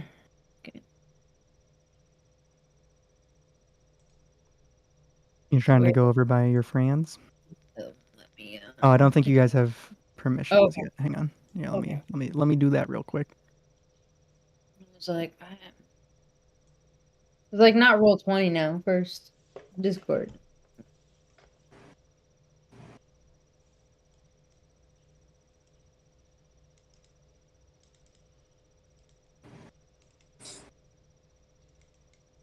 All right, you should have control of your characters now. I just kind of want to move over here and like flap up, a couple feet and see if I see any kind of shedding like over here. I mean, how are these 5-foot squares? Yes. I have your tokens bigger than they should be, but So I could yeah. probably, okay, I got you. So I could probably see to like over here. Yeah, it's only like 15, 20 feet across. What is that? Like 5, 10, 15? Yeah, about 15, 20 feet across. Feet, yeah. Okay. So yeah, I kind of flap up and see if I see anything over here. Yeah. I mean, you can see there's like a good amount of like sludgy like that. It's not really like just straight dirt. Like you guys are all kind of standing in basically mud right now. When you came out of the portal. Okay. Across there, it's some good sludge, a little bit of vegetation, and you see like some small creatures kind of scampering around, eating some of the vegetation and such. Okay. But I don't see like any shedding. Do I see any shedding? I guess is what. Give me a survival or investigation check. Sorry, a survival or perception check. So 19 plus. 23 is survival. You said survival or what? Or perception. I think that'll be the bigger perception. I mean, they're the same. So Alright, 20. cool. So you tell me what you're trying to do, survival or perception. I will do it's kind of survival because I guess like you could say it's mushrooms are a resource. I'm gonna go with survival. All right, cool. Yeah, you flap up like 10, 15 feet up. You look across. I mean, yeah, you kind of like look to see what you can find. You do see some loose vegetation over there, so like you could assume like since it's not currently growing on the ground that it's probably sheddings. Okay. I would probably then. I don't know. I guess go grab a couple. I don't really want to go over there by myself though. She said stick together. So I guess I ask. They'd have to probably swim though, depending. What, Cecil? You're coming over to All right. talk to us. Does anybody else want to do their first thing? Because I don't know what I wanted to do next now. Yeah. So What else is everybody doing? I see you fly up and look around, and then coming back, and I say, if we were to go over there, I can get 2 people. I can actually get most of us across using magic. How far are you from me though? Like, can I hear you? Oh, you guys are like 50, 60 feet apart. Because you're kind of on the opposite sides right now. Okay, I got you. But I could probably hear him. You think? Yeah. I cast message and tell you that. Okay, cool. There we go. There's a solution. Yeah, there you go. Oh, okay, I cast message and I say, do you see anything over there yet? Okay, cool. And I reply, yeah, I see a few things. You want to go over with me? Sure. I tell everybody else that we should head over to Red, and she might have found something. All right, cool. Yeah, on you guys, if you start heading that way, you pass by some of the other students that are grouping up, and Oren, what are you doing? Is there a is there a sample around us of what she wants us to find? Well, give me a survival check. I think did she pick one up and show it to us? Is that what you said? Mm-hmm. Yeah, she picked up a mushroom that was on the ground, like right here. I got a 23. A 23. Yeah, you're like, oh, nature shit. Bet, let's go. Oh yeah. You start looking around, and you're just like, in your eyes, everybody's like grouping up and making a big deal out of this, and you're just like, oh, I see a bunch of samples all over the place, like, and Like for you, it's like there's like one kind of just like right next to you. You see one over kind of by like this spot over here. You're like, oh, there's a bunch of like weird vegetation attached to this tree. I'm gonna pick up one that's closest to me. Was I clear in understanding here that these are alive? These are literally just plants that grow on the back of them and then fall off. Yeah. So the plants grow on the brackish trudges, and then they shed them eventually because it gets too heavy. The fungus that grows on their back is kind of like a moss that attaches to their skin, and then all of the other like plants and stuff grows off of that moss, and the moss can't support it, and then it falls off. Okay, so I'm gonna pick the closest one up, and I'm gonna cup it in my hands and bring it close to my ear, like I'm listening to it, and then I'm gonna put it in front of my face, and I'm gonna cast Speak with Plants. Oh my gosh. Okay, so like I said, these sheddings were growing. After they shed, they are not alive. They don't have any. Oh, okay. Well, It is a dead piece of fungus. that I'm just gonna. Do I see? One sec. I mean, you are in like a super dense swamp, so there's plants all over the place. What are these animals called?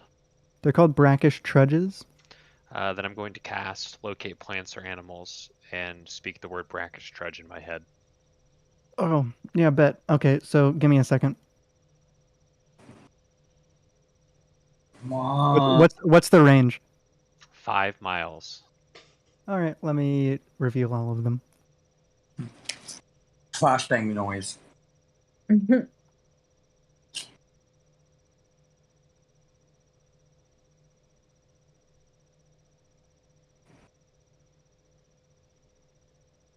There is you sense those brackish trudges.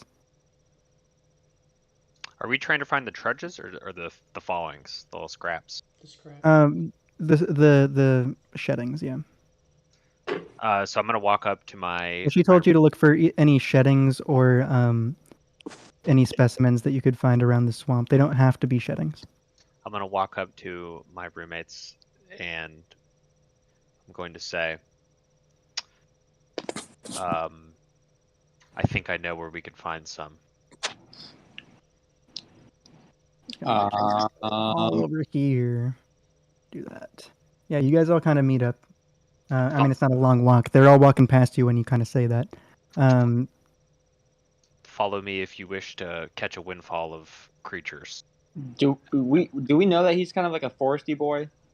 He has called himself the uncommon Lord of the Woods to you almost every interaction. Probably without. It's like 99.99% sure that he's like the most foresty boy out of all of us. He's also, I think, explained to you that he was raised in a jungle. Yeah, I don't know if it gets foresty. Yeah, that's the extent of it. That's all I've said. He just does speak to plants, bro. Like, Are you high? me? Yeah, I'm stoned. No. Oh. Oh, yeah. You left the classroom. Have you tried to smoke the pipe weed? No. That's No? great. All right, cool. So that's just like in your pouch or something. I'm sorry. I'm fucking clicking all over the place. But yeah, yeah, you get over there and let them know. So like Melees, you've seen some droppings. Oren, you know where every single brackish trudge is within a 5-mile radius. Which, by the way, does it tell you does it tell you how many there are? I'm concentrating on it. I learn the direction and distance to the closest creature or plant of that kind. So it's not all of them. It's just like if I get to one, then I sense that one, and if I walk in a different direction, I'll immediately sense another one. All right. So for this encounter, I'll just say that you sensed the ones within like a football field or two of you. Like Okay. you kind of like, all right, that's kind of where they are. So like, yeah, you're like, oh yeah, there's a fuck ton of brackish trudges around you. Like this was, like they're kind of all over the place. Shedding should be pretty easy to find. So I say that to them, and then I just start walking towards them. Towards the trudges? Yeah. Which one? The closest one. I'm trying to find a big pile of shit. Yeah, you start walking over towards it. I mean, as far as in the actual like swampy water goes, that would probably be like hard to tell because it is. Like I said, you can tell it's probably about like 1.5 to 2 feet deep. So like for you, it's up to like your like upper chest. For everyone else, it's like knees or thighs, depending on who they are. So I'm just gonna tell Cecil and be like, "Hey, just hop on. Don't pull any feathers out." And then I guess we'll go over to the island and Cecil's fucking swimming for his life. I was so ready to cast fly on everybody. he's down. Oh, I mean that works too. It Um, wouldn't be worth it. I think it would be good. We have enough people. Like separating is fine. I don't think that'd be it. It would be that big of a deal. Fuck. Following Orn. All right, so you're going with Orin. Cecil, you're going with Shion or with Maylee's. Lara, where are you going? Go with Orin. Going with Orin? All right, cool. Yeah, so you three start heading towards the Brackish Trudge. You guys start going across. I'm just gonna kind of do that to represent that Cecil's like kind of chilling with you. Let's go with Orin and Co first. You guys are you looking around in the mud near the Brackish Trudge? Yes. All right. Give me a survival check. And then anybody else who wants to do one. I got an unnatural 20. An unnatural 20? Yeah. You start walking around, you kind of do this like shuffle thing in the muddy water. And like you're like, I've hit like you like shuffling around, you're like, oh, I just hit something that's loose. And you like bend down, grab it. It's another like it's like an odd like seaweed looking like the tubes that are on seaweed, not like the actual seaweed that comes up from it, like the big bulbous part. But you can see that there's a couple of those hanging down off of one of the brackish trudges. So like that's probably a piece from the brackish trudge. You pick up one of those. You have a +4, Erica? Fuck yeah, I do. I've been through some dangerous shit. What am I rolling? 20? Yeah. 19, Dalton. You already know where the ones are that you're going for, Sabra. Okay, yeah, I was just you said anybody, so I figured maybe I could roll it Oh, on my bad. underneath me, but yeah, no, that's fine. Yeah, you already got your survival check I in. figured, but then you said anybody, so I was like, okay, well, I might as well. Yeah, bad wording on my part. Jacob got 9, I got a 10. 9 and 10. You guys are kind of like looking around in this muddy water, and you're just like, how the fuck did Orin find something in this literal sludge? Hey, Orin, can you give us a hand? Show us what you're doing to find some of the droppings. If you can explain to me how you help them do that, I will give them advantage on their next try. Well, I don't, so you don't have to worry about that. I say, why don't you ask the creature? Where's the creature? You guys are like 10 feet, like 15 feet from it. I lazily kind of point out in the water towards the big boy, the Venusaur. The Venusaur. Yeah. Fucking I try to dark grass type Venusaur. The moss hippo? The moss hippo. The moss hippo. Definitely trying to commune with this moss hippo to help me with its weavings. All right, what are you walking over to it? Yeah, I'm gonna try to commune with it because I'm taking whatever Orin said seriously. Yeah, bet. Okay, so give me an animal handling check and then tell me what you're saying to it. All right. Fun. I got a +4 animal handling. 18. 18. What are you trying to do? I'm trying to complete my schoolwork. Well, I'm saying like, what are you doing with the animal? I'm He told doing you to commune with it. What are you doing? Easily walking up to it, trying to make myself not seem as threatening, and trying to see if I can is it a male or female? Do I know that? You can give me a survival check if you want to try and figure that out. You kind of look. 13. 13. You're like, oh, this is a plant. Oh. Like the moss. They're not like they're definitely not animals. Okay. Like you can assume that like some kind of like weird seed thing happens, and they grow. I'm like, hey there, big them. Big them. Would you be able to help me with getting some of the leavings and droppings? It kind of looks over at you, and it's like you see it kind of like turn its head a little bit to like look at you, kind of like, what the fuck? And then like it kind of just like looks back down and like bends down a little bit, so that its like back is about like your chest height, and it just goes like it just like sits there, kind of looking at you, like it bent down, like being like, I mean, if you need anything, pick it. Do so, and I pet it, and that's a good them. And I get enough for Alara as well. You just pick a couple. Yeah, I take what we need. No, you really just needed like one each, basically. That's what she Right. asked for, at least one each. Okay, so But it's a competition. She just wants to see if everybody can get one. yeah, Okay. I get one for me and Alara, and I thank the plant, like Venusaur, and then I walk back triumphantly. Hell yeah. Triumphantly. Yeah, you walk back over to the dock with Orin and Olara. Yeah, you guys between the three of you got 4 samples. I asked Orin, how'd I do? He's got some in his hands. Yeah, you walked in, watch up, talk to the brackish trudge, and then it like kind of like leaned down, and he picked a couple like odd looking mushrooms off its back and walked back over to you. Ah, Shion, I'm impressed. You did pretty good out there in the wild. For a city slicker. Thank you. I've been working on it. Us material girls gotta have to know our way around the forces as much as else. I lean in real close and I say, "Hey, did I say that right? City slicker?" Yes, but where I'm from, I'm not considered a city slicker. You live in an extremely large village for your area of the world. Like it's not like a major city, but like there's several thousand people who live in your village. Alright, girl. I read that in a book once. It's the first time I've ever called anybody that.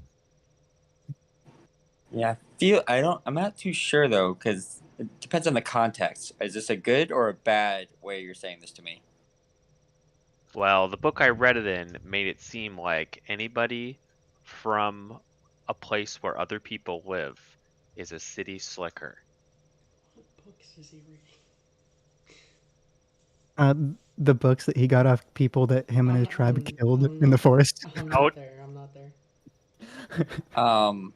But are you saying this to me in a positive or negative way?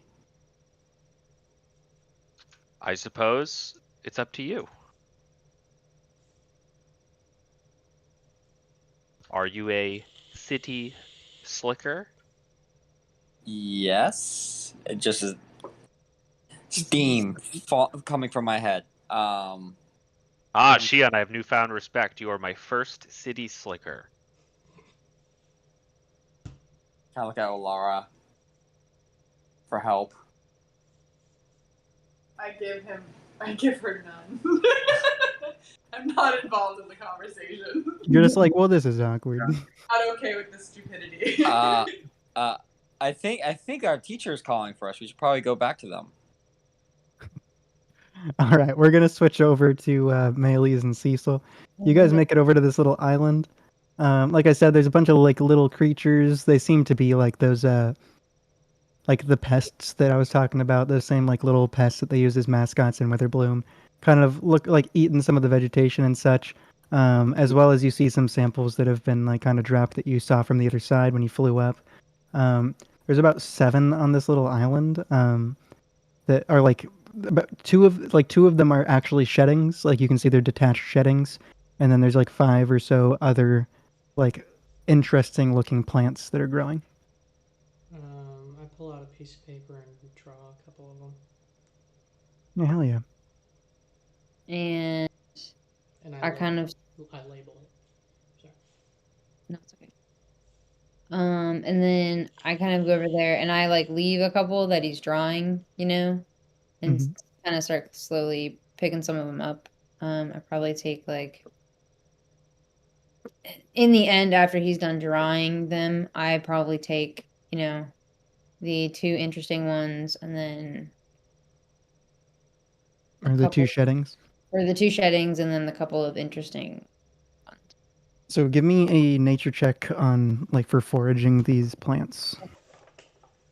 Got it. Toyota. You said nature? Yes. I think it's a plus 17. 17? Yeah. Yeah, you do well actually Dylan, Cecil, give me a performance check to see how good your drawings are instead. While Melee's is grabbing these plantos. 5. 5?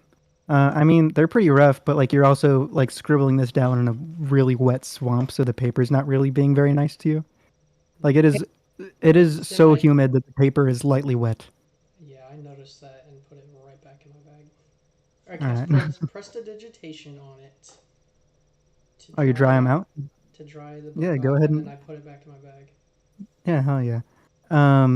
Yeah, so Melees, you get the two samples that were like actual sheddings, and you said you wanted to try and grab like two or so of the other like interesting plants that were on the ground. She has disappeared. Do we see anything? Yeah, she did want to do that.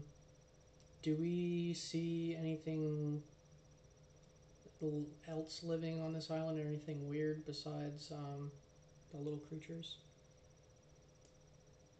On this little island specifically, it's just the pests, and then like I said, some interesting plants and such. Also, you not one, you straight up ripped the paper. You didn't even get like a bad drawing. Yeah. But Melee's, you get those two sheddings for sure. They're good samples, and then getting like when you go for the interesting plants, you get like two of them, and then the third one doesn't really like cooperate very well. So the third one's like doesn't seem to you that it's worth keeping because it's pretty messed up.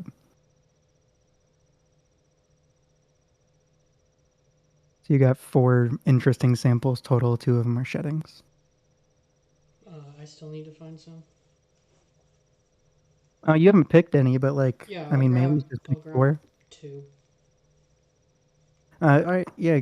You already made a nature check, right? Yeah, 2. You can make another one if you'd like.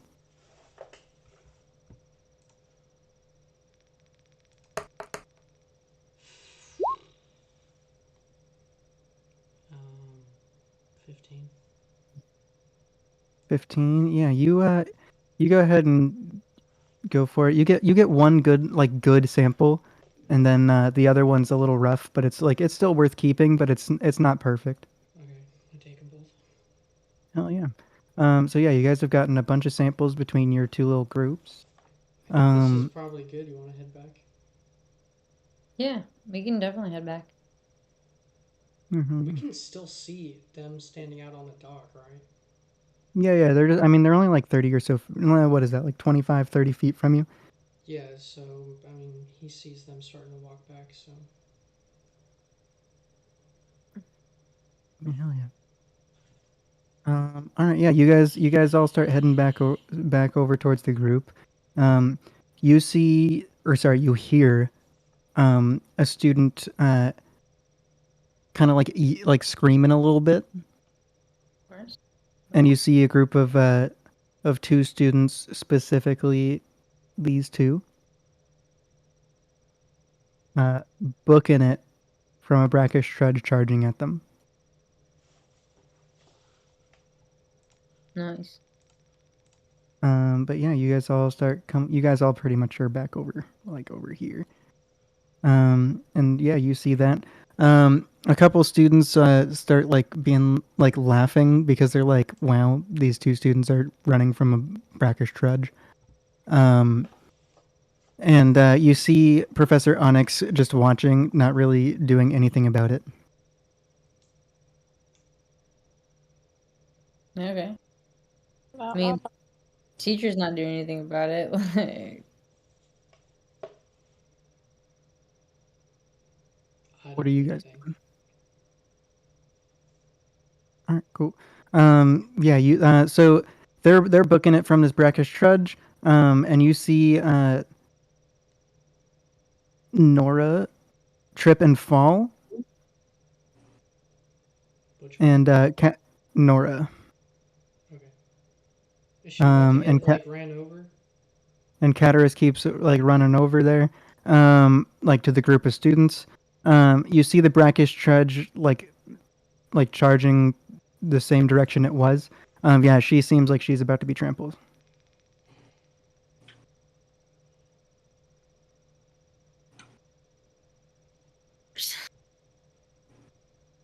How far away are we?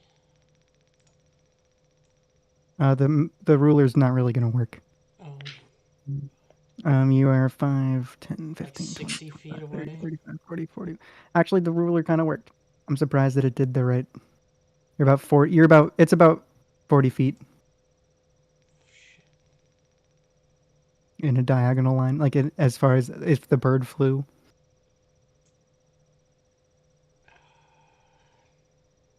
Man, not having a lot of spell slots sucks. I got all day. Warlocks are the cantrip boys. Oh. I get them back. Oh, you have on Eldritch short Blast. Yeah. The best spell ever. I'm gonna cast Eldritch Blast at the Masapo, but I'm only gonna do one ray. They're just casting it as like kind of like a level 1 cantrip. I'm not doing both rays at it. I'm just using the one ray. All right, cool. Yeah, you rolled a hit. 26. Yeah, you hit it for sure. 9 damage. And you don't have the push pull, do you? No, I have the thing that boosts its power or it's to hit, and I have it's 300-foot range. All right, cool. Let's see. Yeah, you hit it. Like pretty solid on its side. You see it. It gets hit. It kind of like kind of shoves over to the side a little bit. It keeps running as it gets hit, but like it knocked him to the side a little bit, and it charges full charge straight into this tree with its tusk forward, like that weird like tusk thing that's part of its mouth, and it like lodges its tusk into the tree. And Olara starts, or not Olara, jeez. Nora starts picking herself up, and like looks around to see like what happened. She doesn't notice who cast the spell. She just sees that the trudge didn't kill her. Yeah, I don't say anything or run over there. I just stand there next to my roommates. Yeah, you're kind of tucked in there, so like, and if everybody's looking this way, I don't think anyone really noticed besides your friends, maybe. So yeah, Professor Onyx starts walking over, to where the brackish trudge is. You see her pull a small wand out, and she kind of just like points it at the trudge, and like you see a like odd glow, like almost like a dark like blackish purple mist comes out of her wand. It surrounds the trudge completely, and then you see the trudge hoisted into the air and like her kind of just like moving it up, and she starts walking over towards this area over here with it, and you see her set it down over here, and then she starts walking back, and it doesn't follow her.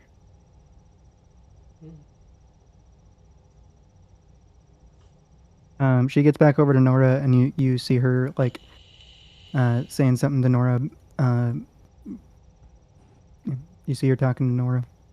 Should we turn our... Did everyone find what they were looking for? Probably just go turn these in, I guess.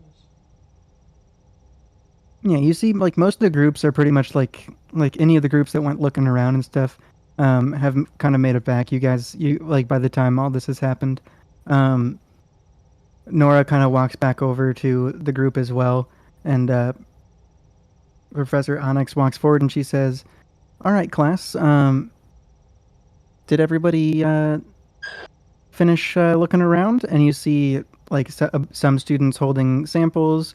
There's a couple that don't have any. Specifically, this little gnome girl doesn't have one. She's smaller than Cecil, so she wasn't trying to get out in the water. As well as neither of the twins have a sample. I'm going to do that. And then, but everybody else, so like the gnome girl doesn't, the twins don't, and neither do Nora and Cataris, the two that were running from the trudge. Does she say she doesn't have one? Well, you can kind of just see, like everybody's kind of grouped up at this point. People who do have them out. I hand her the smaller one I have, sneakily. Yeah. That's fine. Actually, Yeah. I'm going to pull out a piece of paper, and I'm going to put the mushroom on it and try to fold it into a crane with the smaller mushroom in the crane.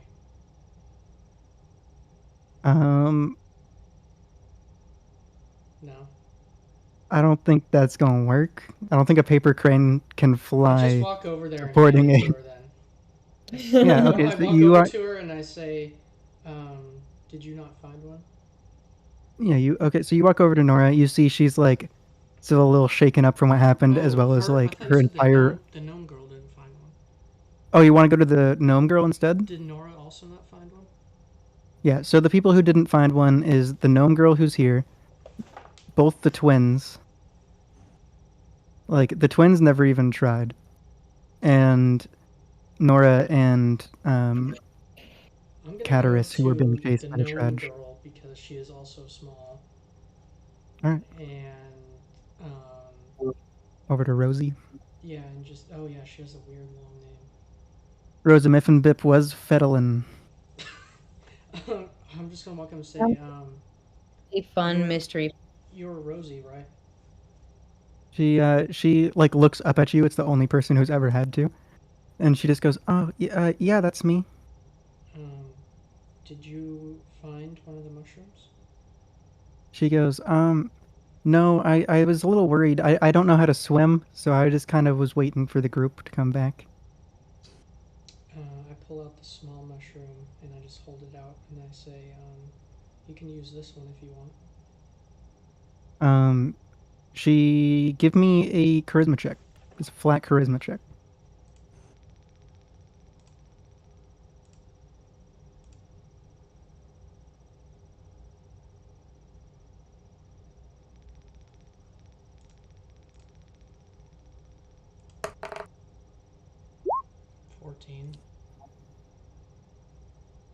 Yeah, cool.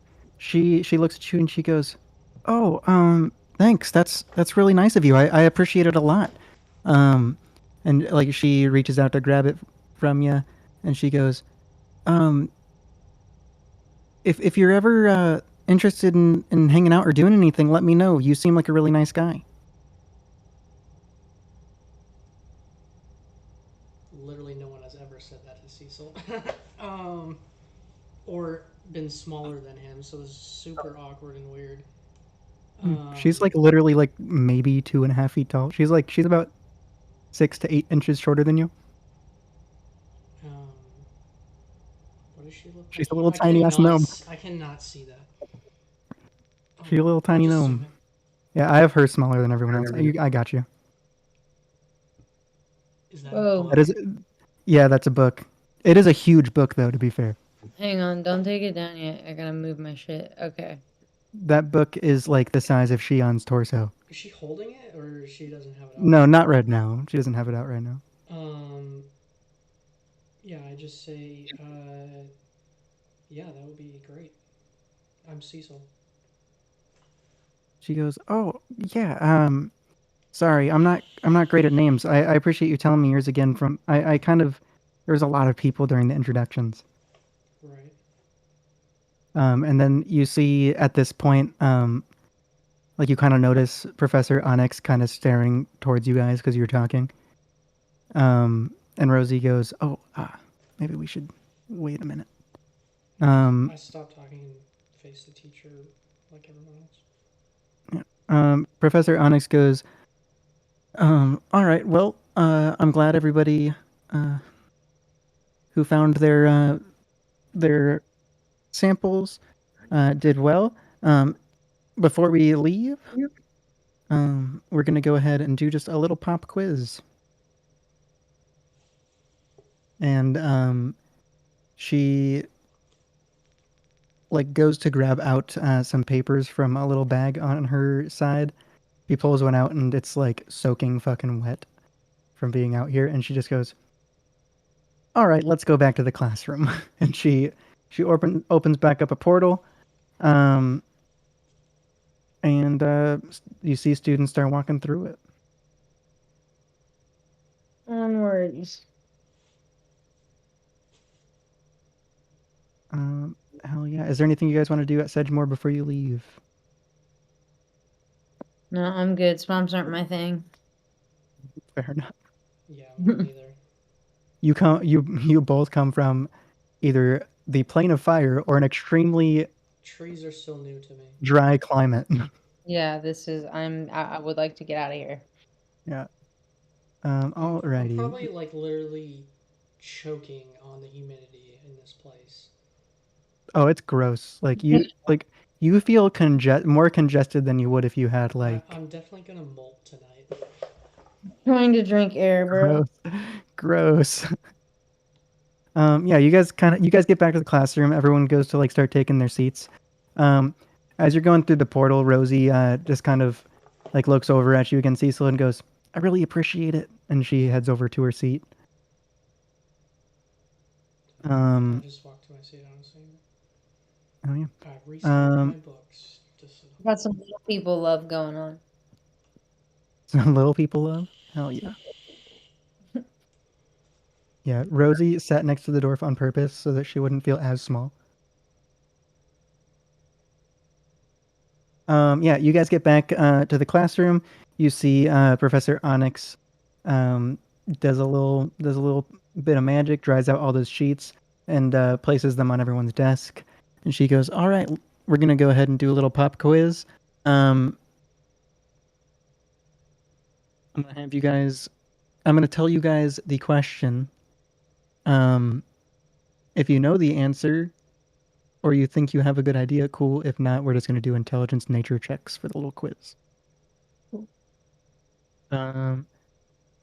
So the first question is, while sometimes ill-tempered and territorial, brackish trudges are usually, and then it has a couple multiple choice answers. It says passive or docile creatures.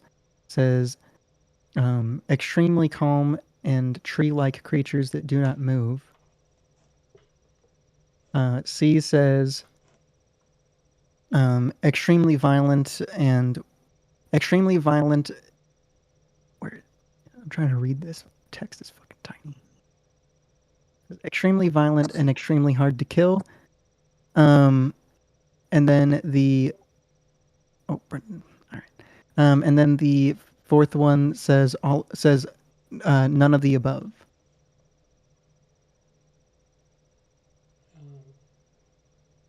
If anybody knows the answer specifically, then we will skip. If not, we're gonna go ahead and do some nature checks. What was the first one again? Sorry. Passive or docile creatures. So the question is, while sometimes ill-tempered and territorial, brackish trudges are usually. Yeah. B. I'm gonna say A. B. What's B? So A is passive or docile. B is extremely tree-like and don't move. Okay. And then C was the ill-tempered, angry ones. Pretty sure it's A. And then D, none of the above. Locking in a final answer, crew. Final answer. Congratulations, you guys got the first question right. Oh The yeah. The next question is, it's not multiple choice. It just says, why are trudges hard to kill? Yeah, I'm gonna have to roll for that one, I think. Pretty sure it's their armor.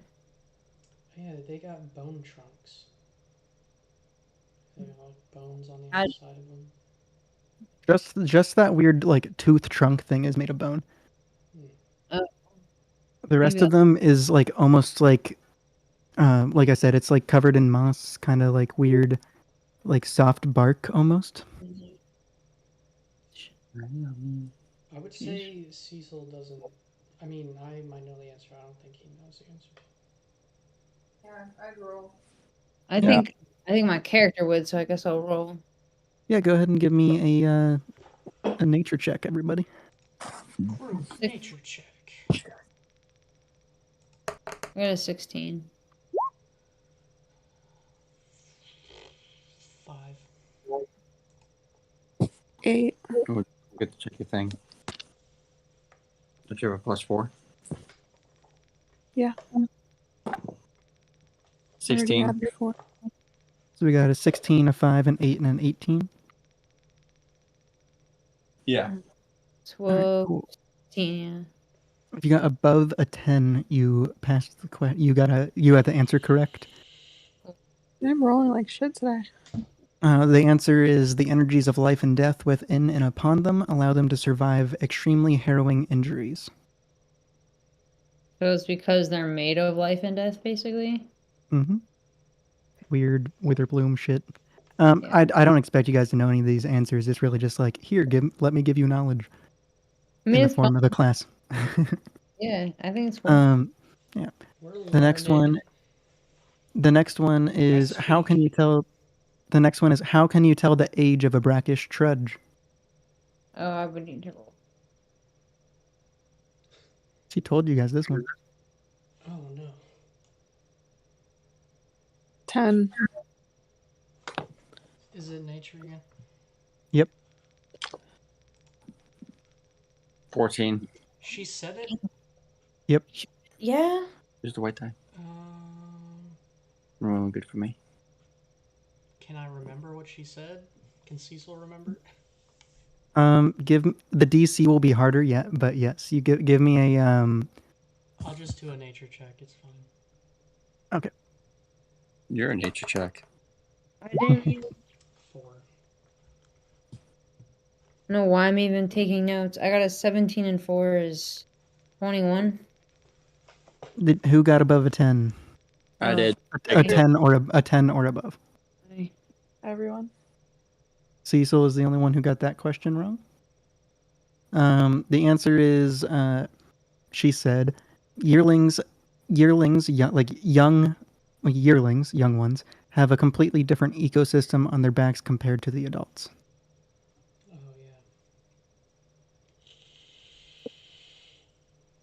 yeah. And then the next question is,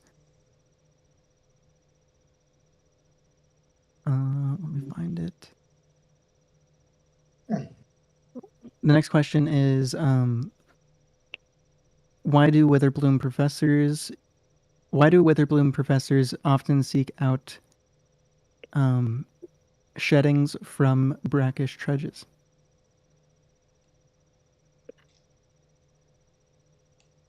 I know this. Do you want me to wait for everybody to roll, or do you want me to just say it? Well, no. If anybody, like I said, if anybody in your group can answer the question, you get a pass. Yeah. Okay, cool. Yeah, because they can be used in all kinds of potions and they're good ingredients for powders and all sorts of. What I was gonna say. They're used as ingredients. Hell yeah, you guys got that one right. The next question is,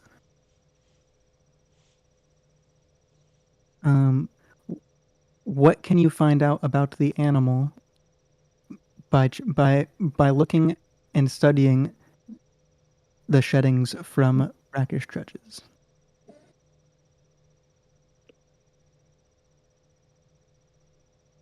They've been. I'll have to roll for that one.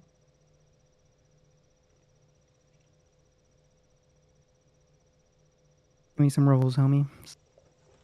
Nature checks. 14.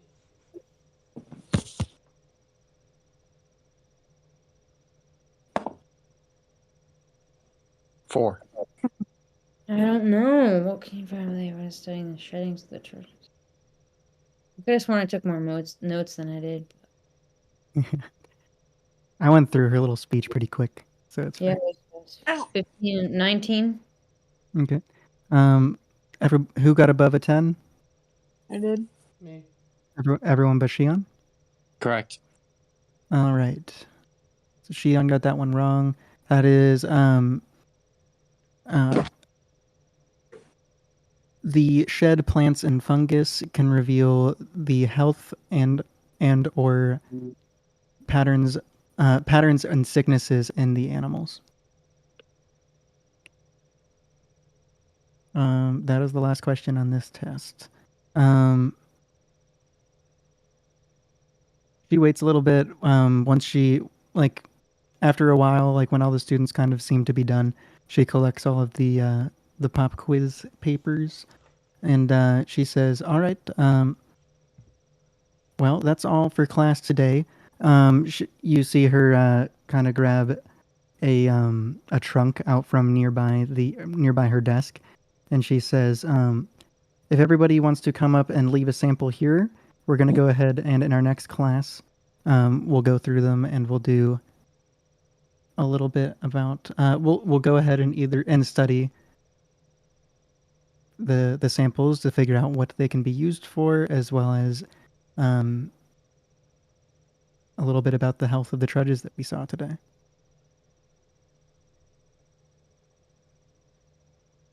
So she basically just asks everybody to leave one sample up there. Yeah, cool. I'll put a sample. Cool. Yeah. You see all the students go up and put a sample in there, at least the ones that all found one. She puts several in there as well, for any of the students that wouldn't have found one. And then she walks back over to the podium and she says, "All right, y'all, you're all dismissed for today. I don't believe there's any other classes today. I know that some of you may have club activities. Make sure that you are on time tomorrow. You'll be having separated classes tomorrow, but we will all meet here in the morning again." She walks back over and sits down at her desk. What day of the week is it? Tuesday? Yes, Is there sir. a normal week here? Yeah. 7-day weeks. Yeah, you see like all the students kind of get up, start gathering their things, talking to each other. And you guys are free to walk about. You guys are free to explore the cabin as per. The what? I said you guys are free to explore the cabin as per. Meaning like do what you can do what you'd like.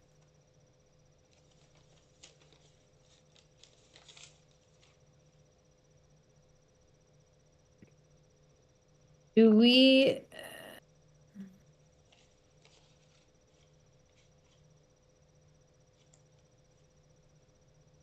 Do we have? We have. The heads of our clubs will get with us about times. That's how that works, right? Yeah, some of you were told when, and then other ones told you that you'd be contacted. Which let me real quick. If you have written down what clubs you're in, just let me know, and I'll tell you if you have any clubs today. I'm on the sports team.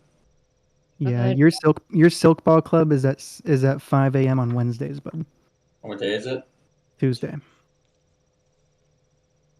Dragons Guard Historical Society. Dragon's Guard Historical Society. Same. I believe Dragon's Guard Historical Society is on He said he Saturday was gonna- night, He right? said he was. When I talked to Fox, he said they would let us know. Okay, cool. For Yeah, oh yeah, trials, yeah. sort You of. guys, yeah. They'll let you know when you're gonna participate in the trials. Yeah, those trials are not yet, so you're And good for today on Dragon's Guard.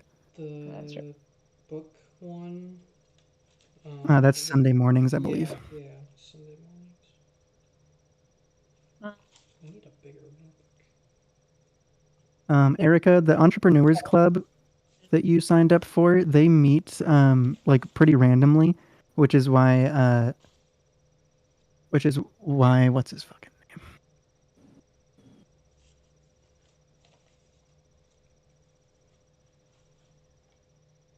Yeah, Students. Sundays at the Biblioplex. And Dragon's Guard, it says unknown trials to come. Yes. Erica, great. Yeah, the Entrepreneurs Club that you signed up for, they don't have like a normal meeting day. They meet up super randomly, which is why Grayson said he'd let you know when there's meetings. Okay. Let me see. Do I have anything down for Brendan? Brendan, you signed up for like the botany club. Let me look real quick when those are. Is Dom in that one? What was that? Is Dom in that one? Yeah. For sure.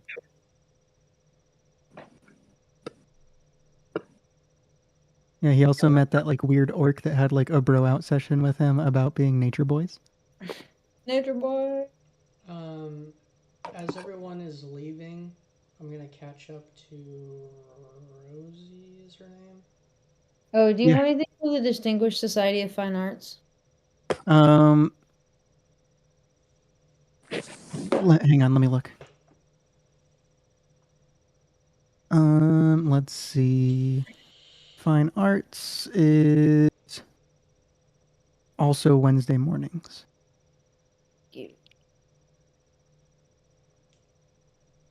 And then Fantastical Horticulture Club. That's the club that Brendan is in. Welcome back, Brother.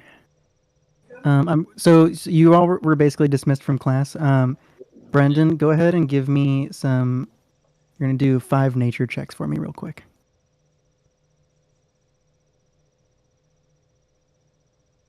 You guys were given a pop quiz.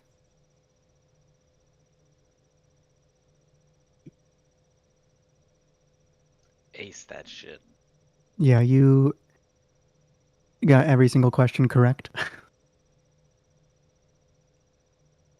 Good shit. They were basically just questions about like things relating to brackish trudges. And then she kind of just reminded everybody, like, if you have clubs to attend, feel free to go do that. And she was basically just like, she had everybody leave a sample and a chest to study for the next class, and then dismissed the class to do whatever they'd like for the rest of the day or whatever prior commitments they have. The horticulture club you signed up with, Erzmak Tak. Who did you join? Oh, Jacob. Okay. Is on Wednesday morning as well. So today's Tuesday. So tomorrow morning, several of you have clubs to attend. Do I need anything for my club, or would it be supplied to me? For Silk Ball Club, no. Like they didn't tell you need anything. They just told you to come. Like essentially, what you signed up for is tryouts for the team. The intramural Silk Ball Club. Like you signed up for the Central Campus like intramural Silk Ball Club team. Because they play. There's a team for each campus. You signed up for like the first year team. But hell yeah. So like you don't really need to show up with anything. They're gonna do tryouts and such, and you'll do your thing. I don't think we signed up for any other clubs beyond those.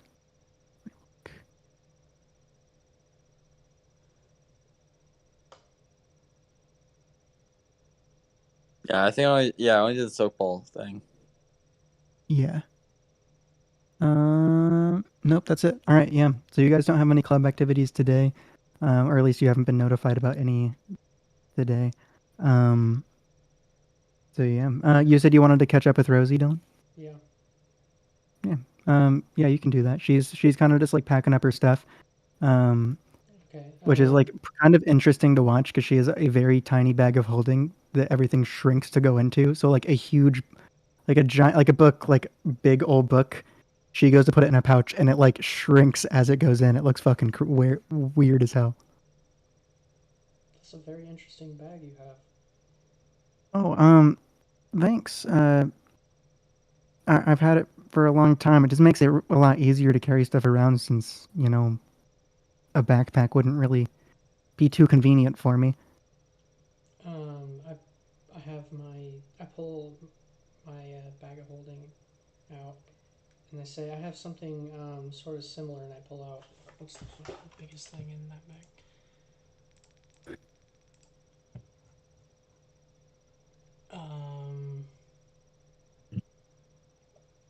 The alchemy jug. I just pull Oh yeah, it that's out fucking huge. and show it, and then I put it back in. She goes, "Oh, nice, yeah. These bags are great. My parents are tinkerers. They make all kinds of stuff like this. They made me this one a couple of years ago." Have you joined? Have you joined any of the clubs yet? Shit. Let me look which clubs she's in. I also ask her what classes she's taking. Rosa Miffenbip. Where are you? Yeah, there she is. She is part of the. She tells you that she's part of the live action role playing guild. She's a LARPer. And then as far as classes go, she is in obviously your required classes as well as Introduction to Archaeomancy and where is History of Magic and Art.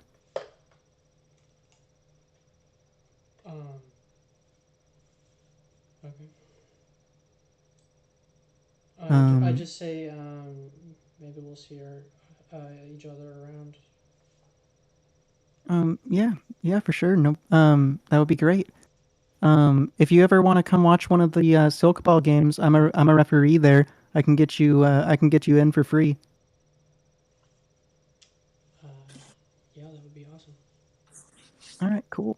And she kind of like finishes packing her stuff and she says, "All right, well, have a nice day. I gotta get to my club." And she starts she like goes to like give you like a little curtsy and starts walking off. Lizard stare. Just stare at her. Nah, I just nod my head and also leave if everyone's leaving. Yeah, everybody's kind of taking off, heading to whatever respective clubs they got. Yeah, you guys are free to do whatever you'd like. A couple of the students are just packing up their stuff still. Other ones have grouped up and taken off. There's not really a whole lot of people in here. Professor Onyx is just sitting at her desk. Like it seems like she's already grading the papers because she doesn't want to do it later, kind of thing. I want to go. I want to. Let me see if I understand this right. Can we write letters from anywhere now? Yeah, you just have to attach a golden coin to the letter before you put it into your little messenger bag. Okay. It's like a little satchel that attaches to your belt, basically. It's a portable mailbox. Yep, little dimensional mailbox. They're actually extremely expensive, but they're given to first-year students. Oh yeah. I'm gonna write a letter. All right, cool. You want to do it like while you're sitting here in class? I mean, yeah, we're excused, right? Yeah. Yeah, I'll just write it here. Yeah, cool. Yeah, yeah, Maylis is sitting at her desk still writing a letter.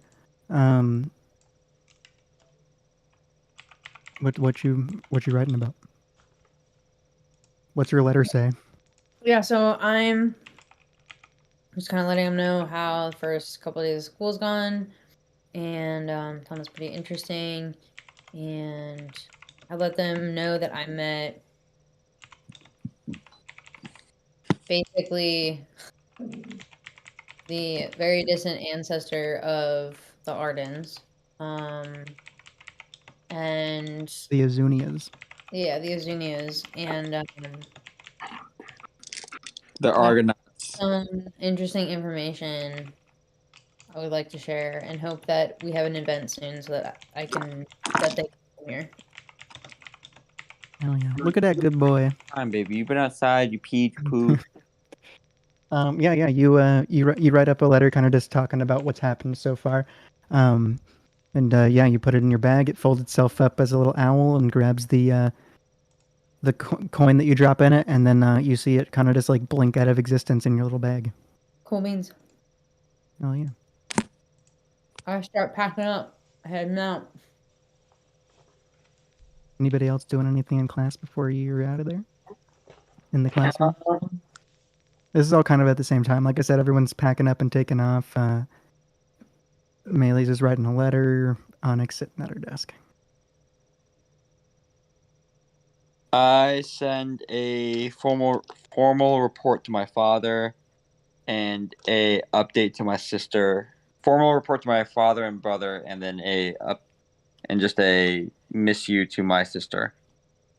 All right, cool. Yeah, you write a couple letters and send them off. And then I also head back to the dorm, I guess. Yeah, it's only like 1 o'clock. Just like, yeah. Lunchtime. Yeah.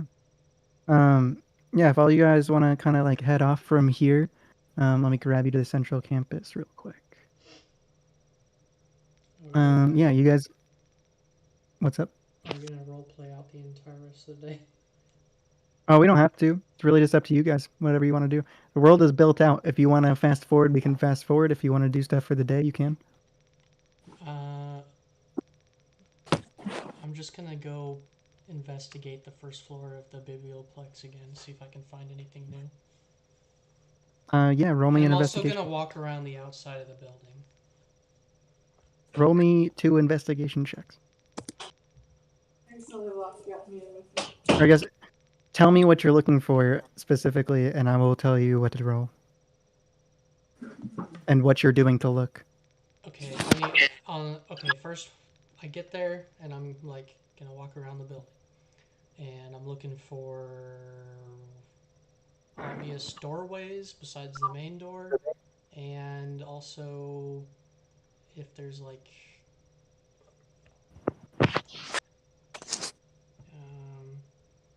I'm gonna walk around, and probably off to the side somewhere I'm gonna cast detect magic and just use that, and let me see how long that lasts.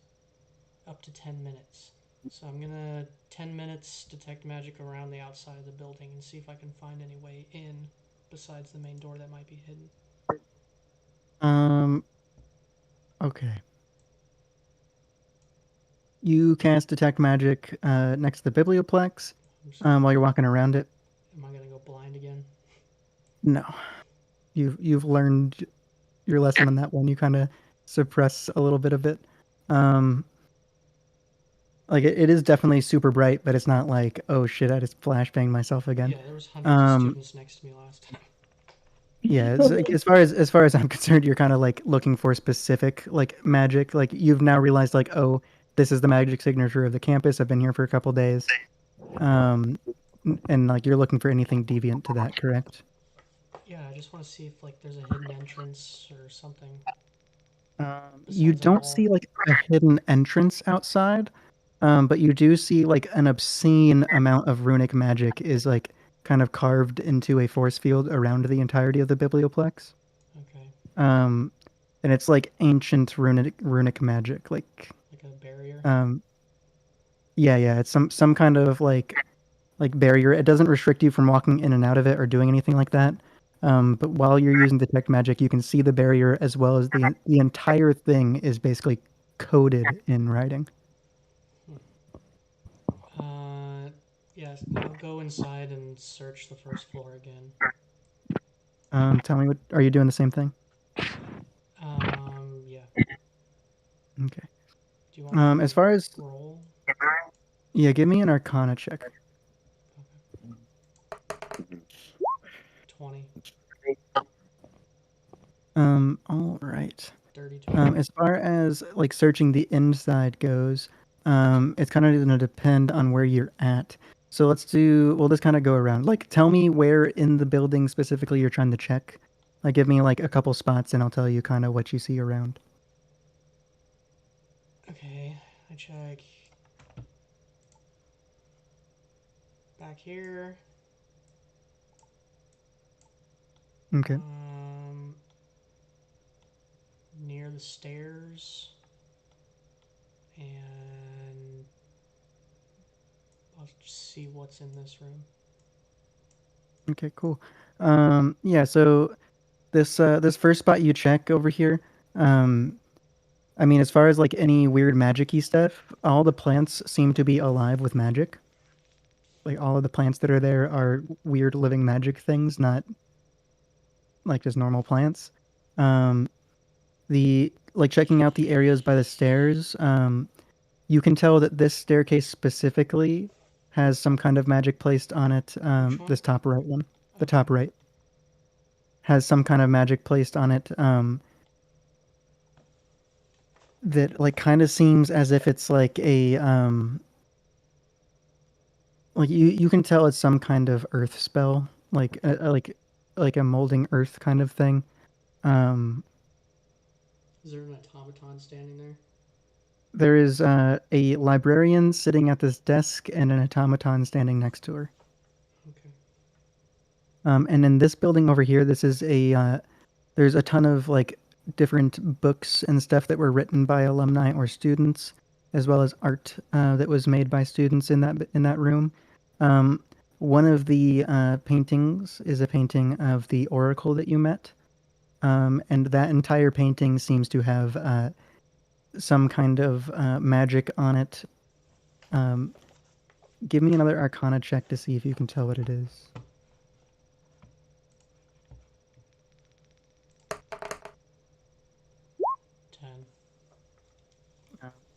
You're unsure, but it seems to be a spell that was cast in draconic nature. Of draconic nature. Okay. But yeah, that's kind of what you find in this exploration. Okay, I'll just head back out then. All right, cool. What's anybody else doing? I definitely want to start kind of checking out like what else is around campus, like parts of it we have not explored. Yeah, so a ton of these buildings are different dorms, as well as like where professors live, where their offices are, classrooms. Like I said, there's an obscene amount of students here, so like a ton of these classrooms are actually just like homeroom classroom or buildings, or homeroom classrooms. A lot of them are labs. I think we want to go check out the aerojaunt field, just kind of see what's down there, and maybe there's like a. Yeah, we can do that. So I'll just grab you to that map real quick. So you get over towards the aerojaunt field. As far as you can tell, like, so I'll kind of just explain what you see here. These are two like kind of storage houses. These are two towers that go up. Like they're kind of like little towers that like silos almost, like big grain silos, not really like towers that you could like that have like windows at the top or anything. Then you got some bleachers, as well as a very weird field for the aerojaunt field. These like pathway kind of things are go up in elevation and then back down like as you go across them. So like at the peak of it is 20 feet up. At the bottom it's at like normal elevation. This one goes about 10 feet up, and then you got some like weird little things here, as well as like some like kind of out of bounds like ropings and stuff like that kind of like keep people on the field from going outside or hitting the audience. Anything else like specifically you're trying to check out? Just kind of wanted to take a look at campus and. I was mean, like, are you trying to do any deeper exploration here? Oh, here? Yeah, I kind of want to go check out these towers if I can. Like, does it look off limits or? I mean, nobody's here. Like, you're the only person like over here. But like, they're shut, kind of like I said, they're kind of like silos more than anything. Mhm. But yeah, you can go over and like check them out. Yeah, come on, go check them out. Yeah. So all of the doors are locked. Are you trying to open them?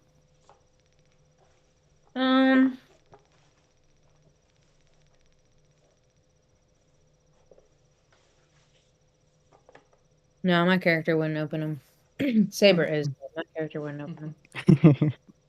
All good. Yeah, no. Then I just kind of go check around. Like, what about the storage areas? Is that locked or unlocked? They kind of just got like stairs that go up into them, and Right. they seem almost like dugouts, like in a baseball field, more than like real storage areas. They've Yeah, got okay. like a little bit of equipment in there, some jerseys that are kind of thrown about, a bunch of sunflower seeds on the ground, that kind of stuff. Fantastic, love it. Okay, cool. Yeah, I mean, I'm good here then. All right, cool, hell yeah. Yeah, Arrogant Field. Um, Anybody else doing anything?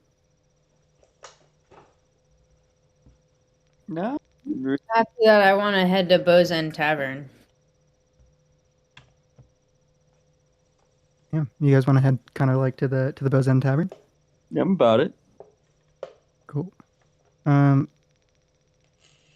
you guys kind of like take off from class, go do your thing, kind of check out around campus for a little while, see like the different classrooms, professors' offices, whatever you guys were kind of doing, and then Shion just straight up said, "I'm going for lunch." You guys all kind of go over to the Bow's End Tavern, end up meeting up kind of at the Bow's End Tavern. About it. Phenomenal.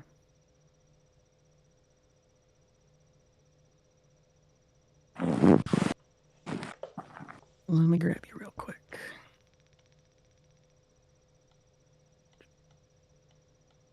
Players. Oop. Wow, tokens are way bigger than they should be. Wow. Wow. Me- What is this? A tavern for mice? All right. There we go.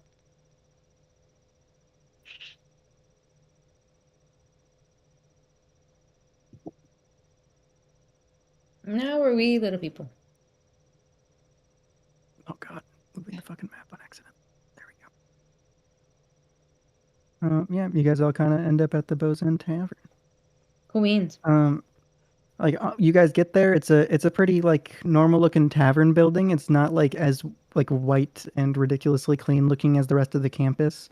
There's some like students and faculty kind of sitting in these outdoor like tables, just kind of eating or talking, drinking. And there's some big double doors at the entrance. You see a big swinging sign that just says Bow's End on it. This is what? It says Bow's End. Bow's End. Like Bow's End Tavern, yeah. All right, I swing on in there. Hell yeah. You guys head on in. Need more.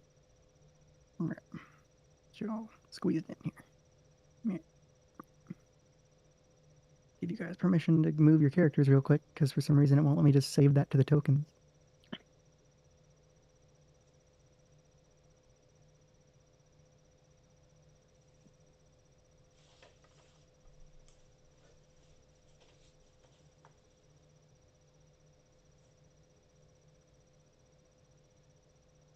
There we go.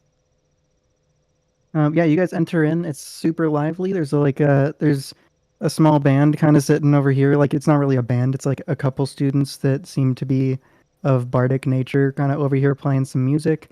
There's a couple people running around putting like plates on around. You can tell they're all students, various factions, meaning like various schools, different uniforms that are working here as servers. There's a couple people at the bar, and yeah, these are all stairs, by the way, that lead up into this area. And what did you say this? What did you say this was right here? That's the bar. This is the bar. So what is this? Is this? You can't see that. That's all walled off. Okay, so this is a piano and this is walled off. Okay. Yeah. So The doors are on this, like these little corners here. Yeah. I got you. So this is a completely separate room. Yep. Then yeah, I walk up to the bar. Oh yeah. At the bar is actually a student you've met. Let me pull him up.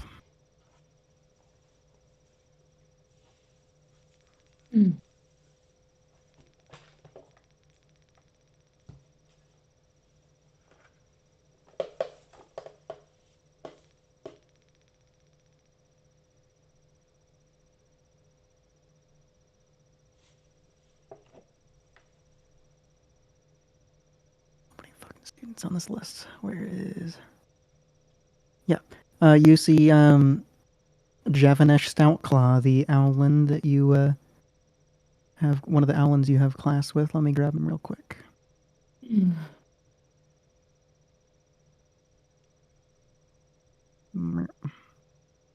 Kind of man in the bar. Beans. Yeah, you walk up, he just goes, "Hey, Maylee's right? What can I do for you?" And Or no, Red, right? yeah, Red. Forgot you didn't introduce yourself as your name. She just goes, Red, right? What can I do for you? Javanus? Is that how you say this? Javanus? Javanesh. Javin. Oh, it probably autocorrect it. That's the same guy from our homeroom? Yeah, he's in homeroom with you guys. He works here. I say, hey, yeah, Davanesh, right? Yep. Cool. Yeah. Can I get you all anything? Yeah, definitely something to drink and something to eat. What do you guys got? We got a little bit of everything. The chefs here are pretty great. They can do just about anything for you. As far as drinks go, it's probably the most well-equipped tavern in Arcavios, so pretty much order whatever you'd like. Okay.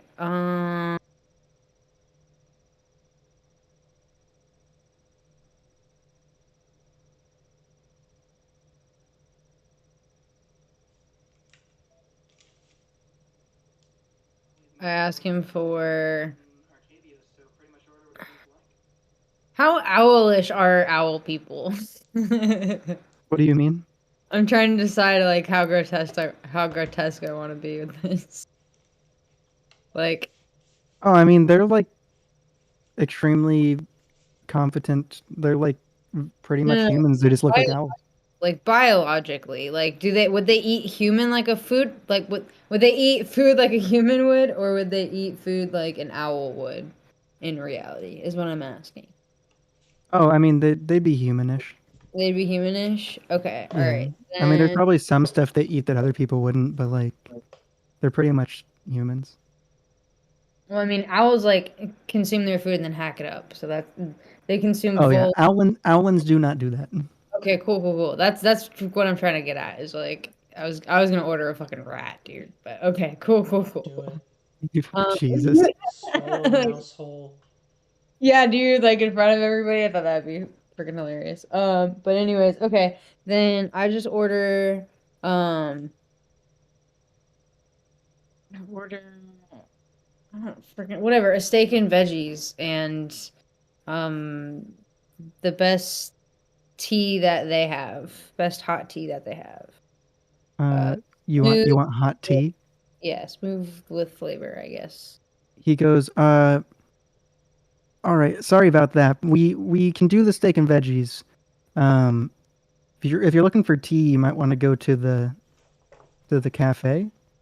Oh, so you guys have like Right, it's a tavern. Okay, I order wine. He goes, "Oh, all right, yeah, no problem." Cool. He like writes that down and kind of just like throws it up, and you see it like travel towards the back, like towards the kitchen. Cool beans. And he pours you a glass of wine. Awesome. I take my happy glass of wine and I just kind of look at everybody and see if anybody else is ordering anything. Food and drink. Kinda Anybody? Yeah, I just order the same thing. Yeah, hell yeah. I don't order Get a glass. anything to drink though. Yeah, but you just get some steak and veggies. He writes it down, throws it up. Actually, I tell him I don't want veg. Actually, yeah, that's fine. Never mind. All right, cool. Anybody else ordering anything? He will do.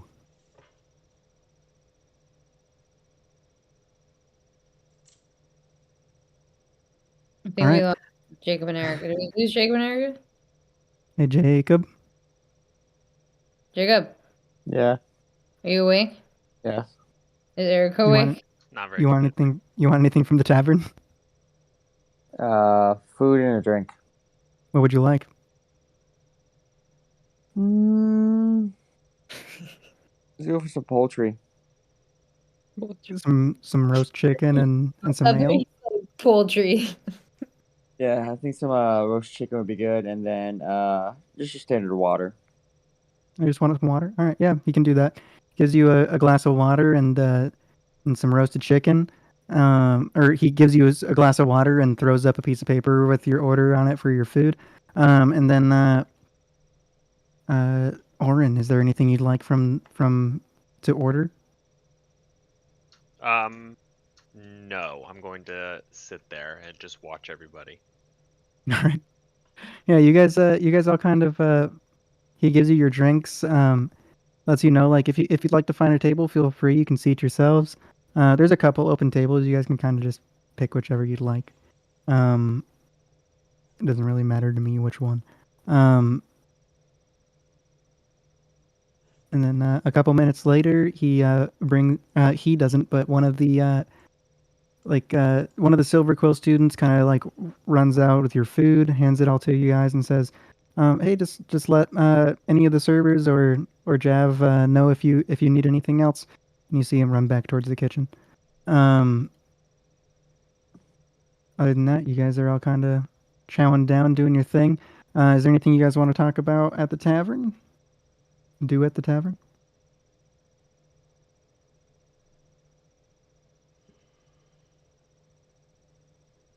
So, what did you guys think of class?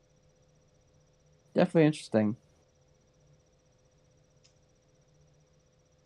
How about you? I'm hoping we don't keep going to that swamp the entire time.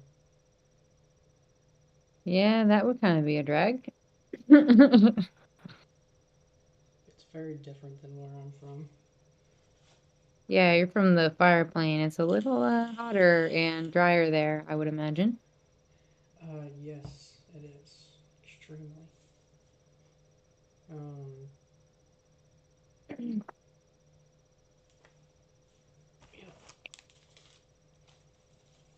What All right, cool. What time is it? Like in it's like 3 o'clock. It's like mid-afternoon. Okay.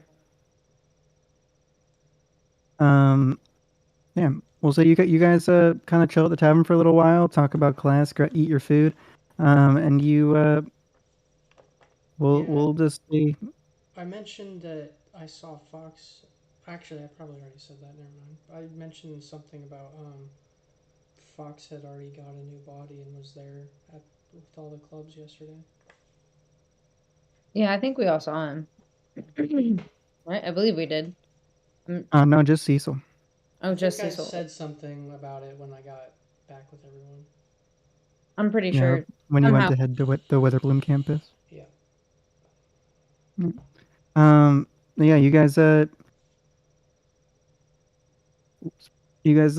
of finish off your thing, eat your food, pay the man, and we're gonna go ahead and fast forward. Is there anything you guys want to have done this day before the next day starts? I just tell Shion that I'm gonna go with him to check out the tryouts in the morning. All right, hell yeah. Cool. Then we'll do back at home. Ooh.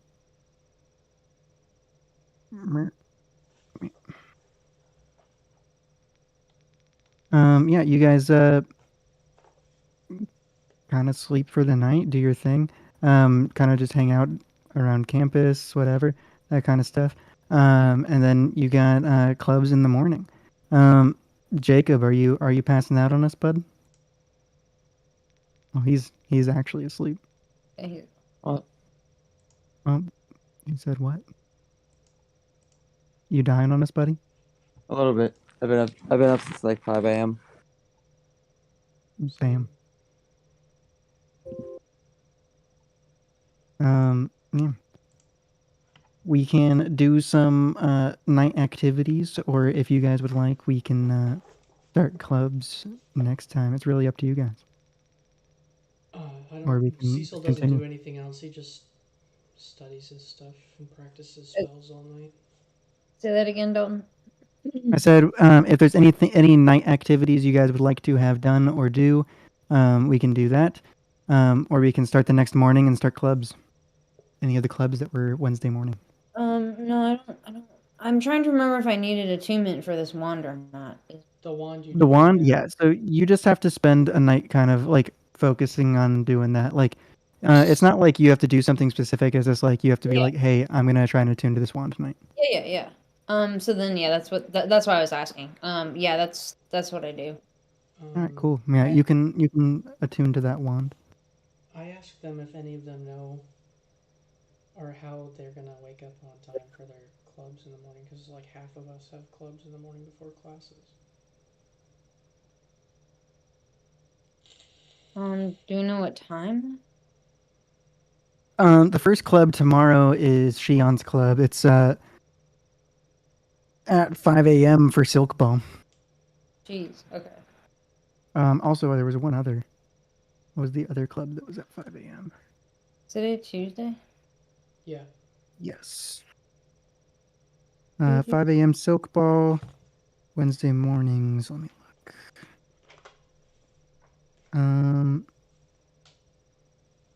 Oh, your art history club thing is tomorrow morning as well. So Wednesday morning, do I know what time? I think I said that yours is at 6 a.m. Yeah. Sorry, I don't know why I didn't write that down. I think I might have just said Wednesday morning. I don't think I might not have said what time. Okay. But yeah, So- yours is at 6 a.m. Wednesday morning. I don't know. Are there alarms in the room? I mean, there's not like alarm clocks. I can wake you all up at a specific time if you'd like. Yeah, that'd be cool. I need to be up and at my club at 6, so probably like 5:30. We can wake. I can wake you up before we leave for Shion's club. Yeah, that'll work. Cool. I'm going when I go back to my room to study and practice spells for the night. I'm going to take out a piece of paper and fold it into a flower and set it on my desk and cast origami on it. What does the flower do? The flower is controlled by the time of day. It is open during the day and closes during the night. During sunrise and sunset, the flower slowly opens and closes respectively. All right, cool. So you just kind of wanted to let you know when So sunrise is I'm just happening. eyeballing it, and when the bud is starting to open, I'm gonna come up and I'll wake Shion up. Oh yeah. All right, cool. Yeah, we'll go ahead and you guys all sleep. Do the things you were talking about doing. Oren, is there anything you're trying to accomplish tonight? No, not really. I'm just meditating. All right, cool. Oh, Oren's your botany class is Wednesday mornings as well. Or not class. Your fantastical horticulture club is Wednesday mornings. So let me see what time it is. Yours is also at 6 a.m. For the record, I take a bath before I go focus on this wand. After being in the swamp, yeah, fair. Yeah. I just cast prestidigitation on myself. There you Clean go. yourself up with some magic. Yeah, lizards from the fire plane don't really take water baths. No, I guess not. Unless I felt like boiling alive. Yeah. Yeah, that's fair. I mean, there's probably not almost like there's probably wars in the fire plane over water.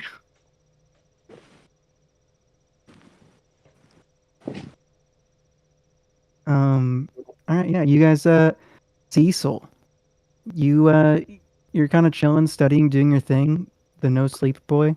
You see this origami flower start to open up. I squish it. You squish it. Well, I unfold it and put it. I just leave. Actually, I just leave it there on the desk, and I walk up. I wake Shion up. Knock on your door. I get up. Hell yeah. Oh. Yeah, you wake up to some knocking on your door, man. Yeah, and I grab some food from the desk, and then whenever he's about ready to leave, I wake the other two up. All right, cool. Yeah, you guys, you wake up. You two wake up first. Cecil wakes you up, just like knocks on your door. You get up. You got to get to your club soon. All right, so I get into some what I would consider workout attire. All right. Yeah. A light breakfast. And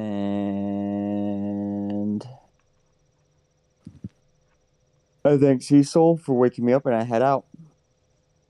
But yeah. So, before you guys head out, Cecil, you go and knock on Olara and Oren's doors. Or I guess Oren would probably be awake. He only has to meditate for like 4 hours to get a long rest. Door anyways, just so he knows it's almost time. Immediately after your first knock, the door swings open and I'm standing there. Good morning, Oren. Good morning to you as well. Are you ready to face the day? I am. Are you? I am prepared to meet my destiny. Well, let me know how your horticulture club goes. Sounds interesting. I will do just that. Then I walk into the kitchen and I grab some bananas and then I run out the front door. Hell yeah. Cecil goes and knocks and wakes Maylee's up as well. Maylee's. Yeah.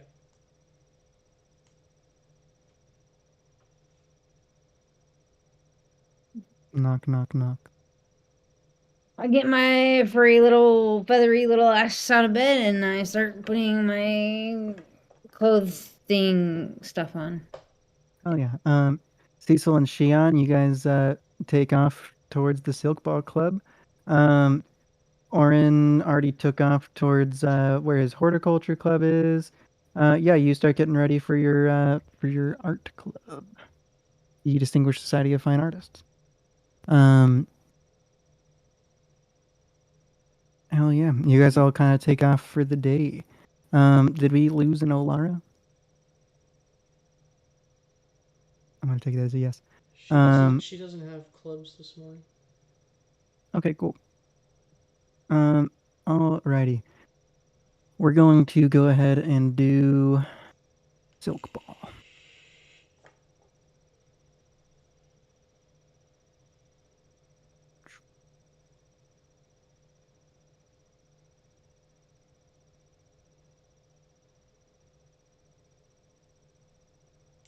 All right.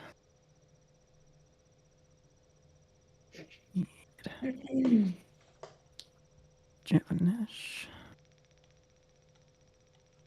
Man, this dude is everywhere. And Talana. Fuck, who the hell is Talana? I don't have their portraits memorized yet. Are those bleachers at the top? Yes. Yeah, when we get there, I'm just gonna break off and sit on the bleachers and watch.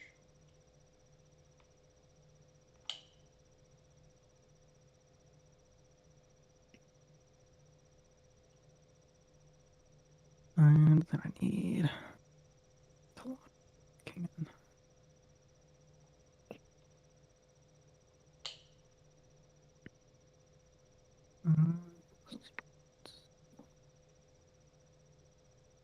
There she is. So I don't have her saved because she's not in your class.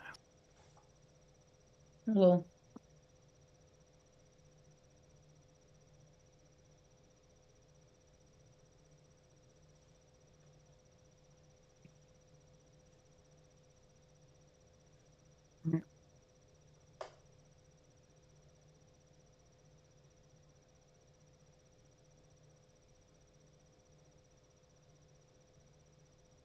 All right. You guys get to the silk ball field. You see a couple students waiting there, as well as a upperclassman, like a third, fourth year. You're not quite sure.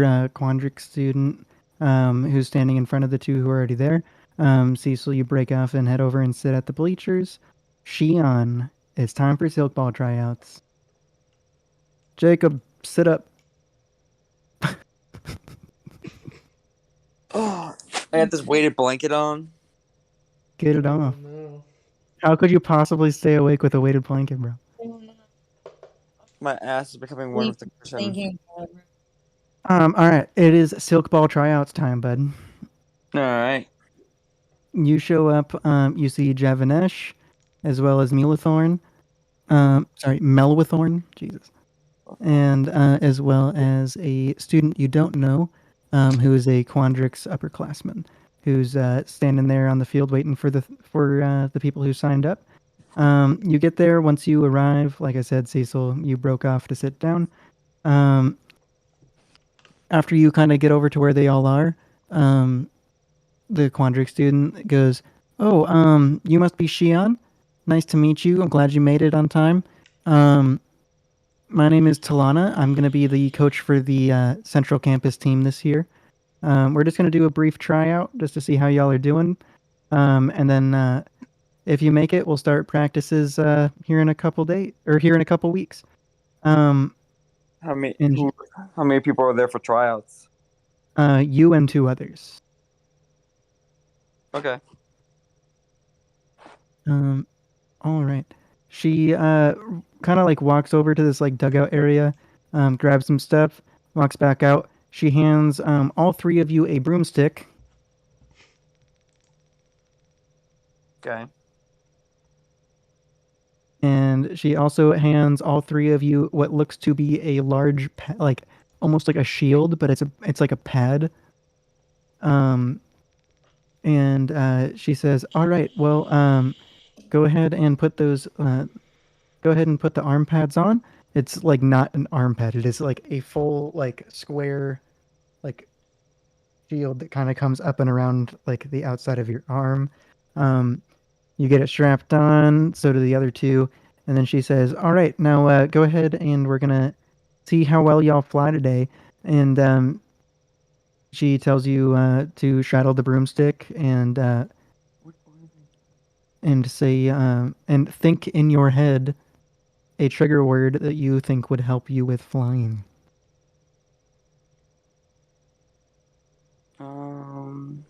Broomstick. Up, Broomstick. up, up.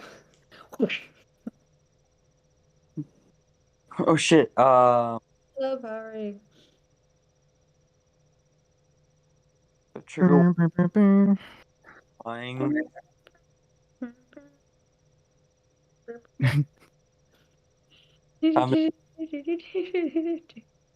Guess a Started.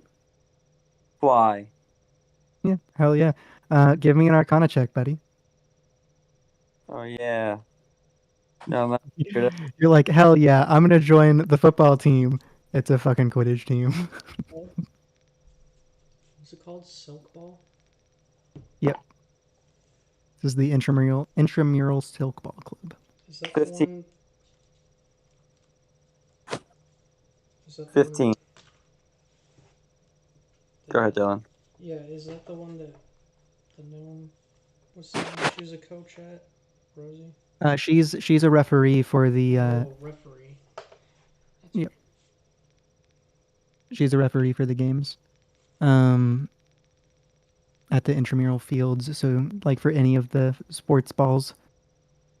But she mostly does the silk ball stuff. Yeah, you got a what? 15. 15? Hell yeah, you fly up a little bit. You kind of just hover kind of in place about 10 feet up. The other students both do as well. And she just goes, all right, perfect. Go ahead and just fly around for me for a little bit. You see the other two kind of just flying around. I assume you probably do the same. Yeah. Try to get my best for it because I've never been on something like this. Yeah, give me an athletics check, dude. See how good you are at flying around. Oh, 1 second. I'm trying the field. Ooh, baby. Give me a performance check. Who gets a performance check? Me. Cecil. He's drawing something.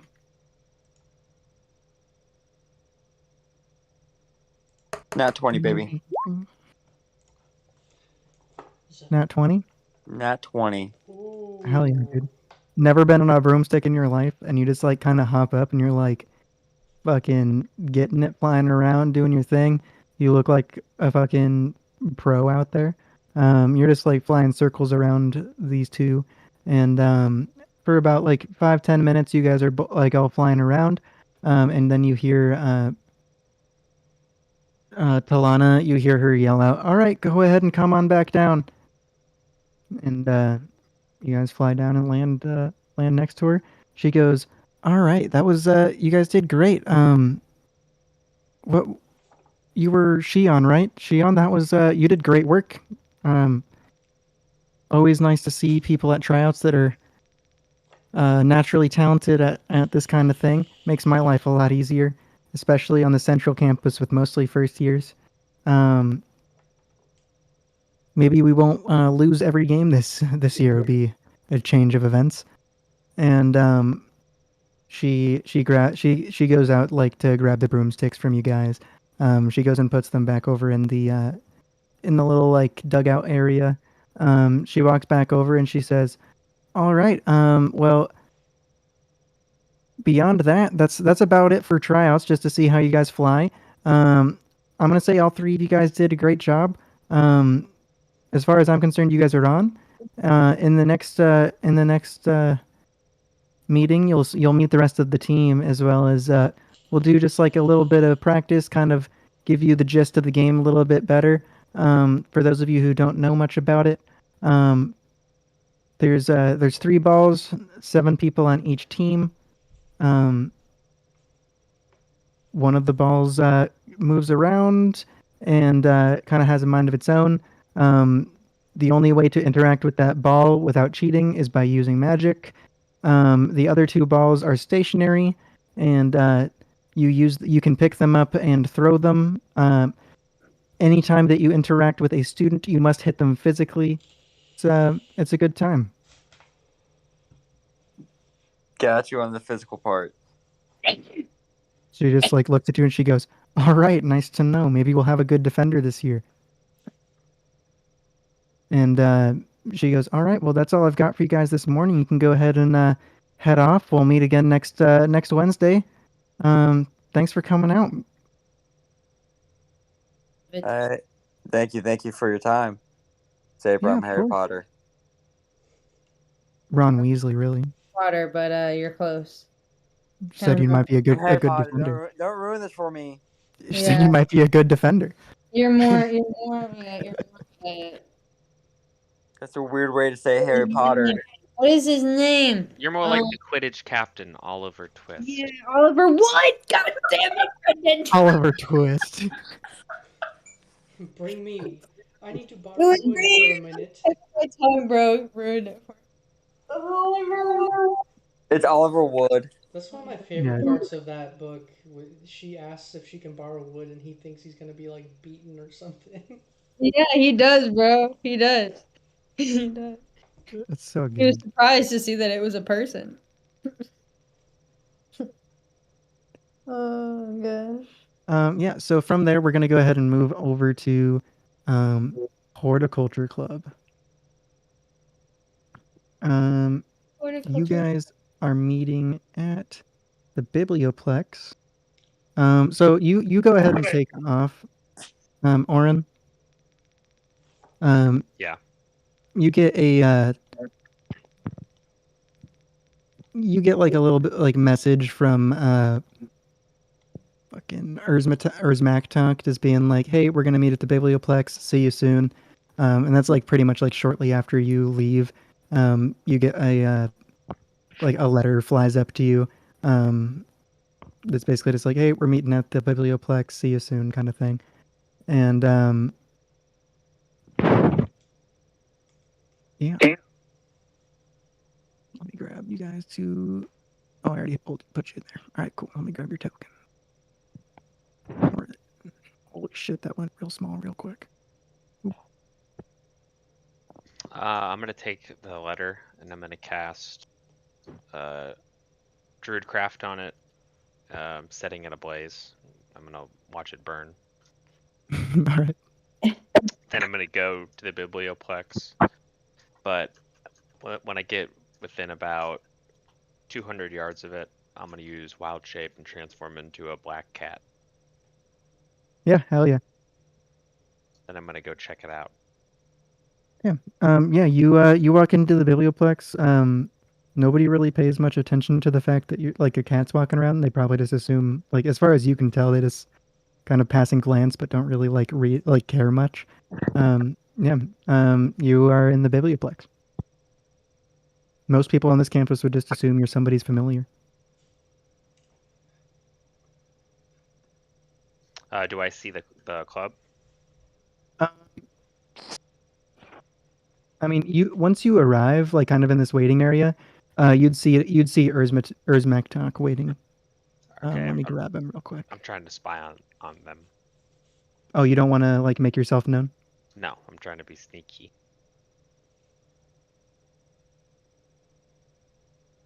All right, cool. Yeah, you see Urzmaktok, and let me grab the people who are here. There we go.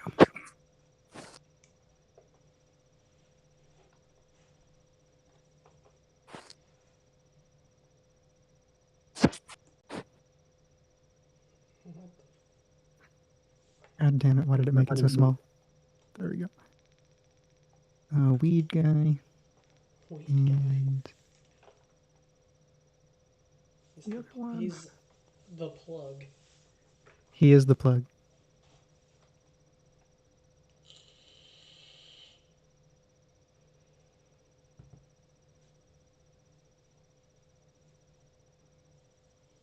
I have one more somewhere.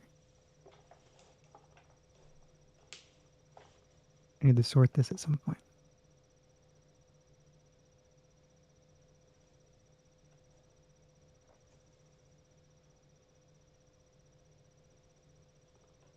Oh, there we go. Wow, that one went real small.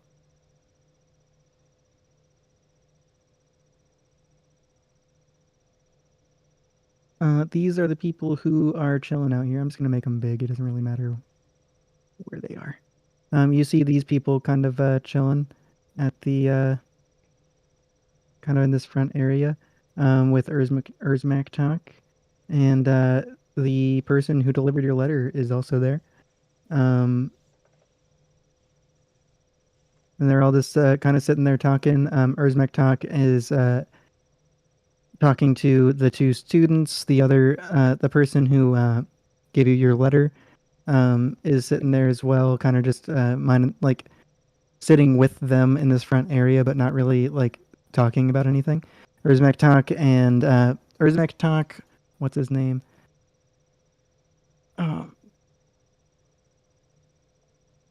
guy. Weed guy. Weed Dominic. guys there? Yeah, weed guys there. Urzmektok, very Dominic, and Aurora are all sitting there talking about the brackish trudges that you guys saw yesterday. They're talking a little like Urzmektok asked about how their first day of class went. They're like talking about the like materials from the brackish trudges. Urzmektok is kind of explaining like what different what different kind of stuff you can make out of them. Talking about like different potions and such. But they're all kind of just sitting there talking. I am just lingering. I'm straight up just spying on them. Okay. You see after a little while, the this person, they gave you your letter, like leans over and whispers something to Urzmektok, and he goes, "Oh, yeah, okay." And you see him like pull out a piece of paper and write something on it. He folds it up and throws it out, and it comes straight towards you. Okay. Like he just throws it up, but it flies straight towards you. So it's obviously going to me. Mm-hmm. I'm gonna bat it out of the air like a cute little kitty cat would. Yeah, you smack it out of the air. And I kind of get I lose control of myself a little bit, and I start kicking it with my back legs. Hell yeah. Urzmektok is like sees his letter just go straight over there into the ground, and he like looks over and he goes, "Huh, that's weird." And he walks over to where you and the letter he sent out are, and he picks it up and throws it up again, and it just falls straight down next to you again. And then he looks at you and he goes, Oren?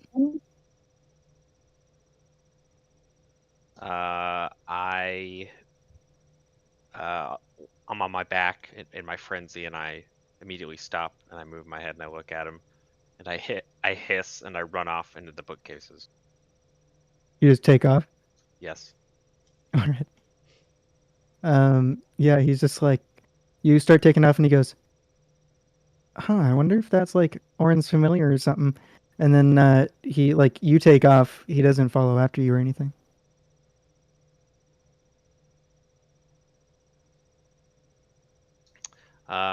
So do they go back to their business, or are they trying to look for me? No, he went back over to his friends and started talking to him. Or the people in his club and started talking to him. I'm gonna go in the restroom and I'm gonna change out of wild shape. Hell yeah. Yeah, you're back in your normal form. You'd be somewhere around, I don't know where the hell restrooms are here. We'll just say you go to a restroom. I'm going to walk up to the table slowly. From inside? Yeah, just walk up like I was late. I'm not gonna say anything, and I'm just gonna sit down. Yeah, you walk up and sit down. Urzmektok is just like, "Hey man, glad you could make it. We got started a little bit without you. We were talking about the class you guys had yesterday with the brackish trudges. What's up, man? How you doing this morning?" I am doing fine. All right, cool. Glad to hear. Well, I don't think the other upperclassmen are going to be showing up today. They would have been here by now. But let's talk a little bit about what we'll be doing in the club next week. I'm glad you guys all made it. This is our club sponsor, and points towards the person that gave you the letter. And he goes, I'm not really sure what their real name is. They go by Mouse. You are not a mouse. Do you say that to Mouse? Yes, I say it out loud. She just, you hear her just go, yeah. I'm not a mouse. And fox isn't a fox. Yes, I know this is very misleading. All these names have nothing. All these titles have nothing to do with the people that they're assigned to. Yeah. We don't use our names on campus. The members of the Dragon's Guard. A Dragon's Guard? Is that what we're in right now? Nope. Like Fox and Bard that you've met. I'm a member of the Dragon's Guard, and we're not supposed to use our names on campus. What do these Dragon Guard do? Why don't you sign up for the Dragon's Guard Club and try and find out? I may do that. Erzbek Talk kind of like interrupts a little bit, like kind of being like, hey, yeah, so like I was saying, next week we're gonna go ahead and we're gonna meet out actually at the Witherbloom campus. We have a little clubhouse there. We'll meet there from now on. But same thing, we usually are gonna meet Wednesday mornings. Next week we're gonna actually be with one of the professors as well as Mouse, and we're gonna create a couple potions. Kind of just go over some potions, talk about the plants that we have growing at the clubhouse, and kind of show you guys your spots where you can grow what you'd like to. When he says like that you guys have like your own spots to grow stuff, you see Dominic just go, nice, now I can get these plants out of my room.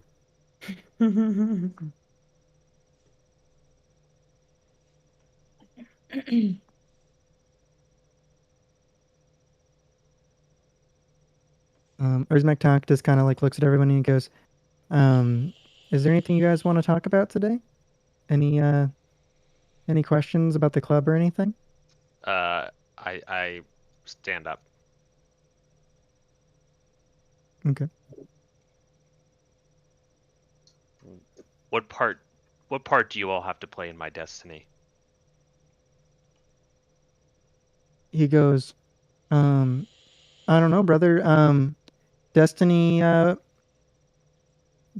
kind of an odd thing. He's old. Sorry. I'm not sure what parts will play in your destiny. You're gonna have to find out. Interesting. I sit back down. Hell yeah. He was totally into the destiny thing with you when you talked to him, so I'm like just playing into that. Yeah, you sit back down. I mean, pretty much like he just talks like with you guys about the potions and the like different materials you can find on brackish trutches. There's about like 8 different plants that grow on them, like specifically the adults. The young ones have a completely different like biome of plants that grow on them. But there's like several different kinds of mushrooms as well as like the seaweed pod thing you found that all kind of do different things and are meant for different poisons or potions. Kind of just explains how to use them and what materials go with them. You gain information on how to make a blue spotted spider poison. It's a kind of mushroom that grows on brackish trutches that are called blue spotted spider mushrooms. And you also learn how to make a potion of. It's called the potion of extreme favorability, which is made from the pod, like the like seaweed pod thing you found, as well as a couple other materials. What was the first thing? It's called the blue spotted spider poison from a mushroom on the brackish trudges called blue spotted spiders mushrooms. Okay. And then the other one is the potion. What is it? Oh, I read that wrong. Those are not from brackish trudges. The other potion he explains how to make is. Find the list for brackish trudge.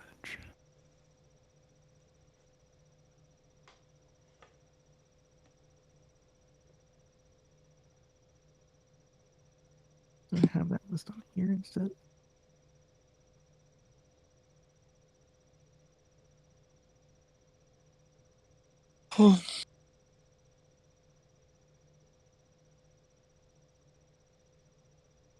other potion is the potion of diminution. Jesus. Yes, diminution. Jesus. Okay. Which is a potion that can, when you drink it, you gain the reduce effect of the enlarge/reduce spell. It makes you smaller for several hours.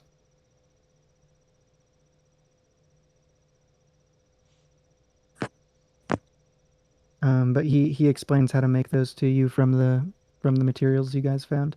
And then after a little while, he just kind of is like, "All right, well, I've got to head back to the Witherbloom campus, so I'm not late for my classes. Great meeting everybody.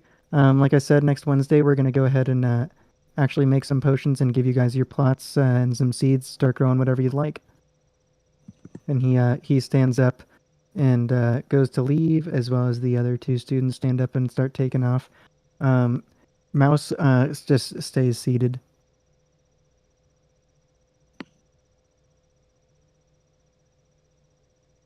I look over at her and I ask, if I join the guard, will they give me a name like yours? She says, if you're accepted to join the guard, you'll be given a code name for. You'll definitely be given a code name. Students can join the Dragon's Guard club, but usually graduates are the only people admitted into the Dragon's Guard. Okay. Well, Mouse, good tidings, and till next time. And then I walk out of the library. When you go to say goodbye to her, she grabs a like weird green potion out of her bag and hands it to you. And just says nice. It was nice to see you again. What is the meaning of this? Just a gift.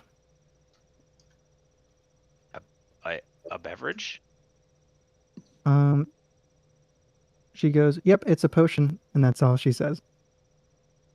I put it in my pocket, and I walk out. Hell yeah.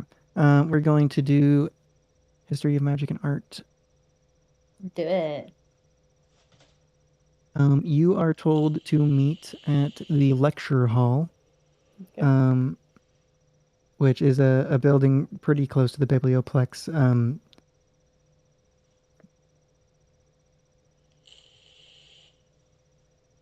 me find it.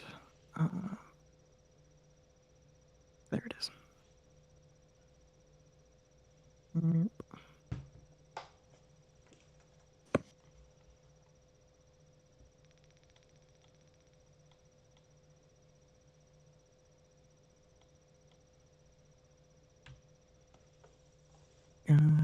This guy.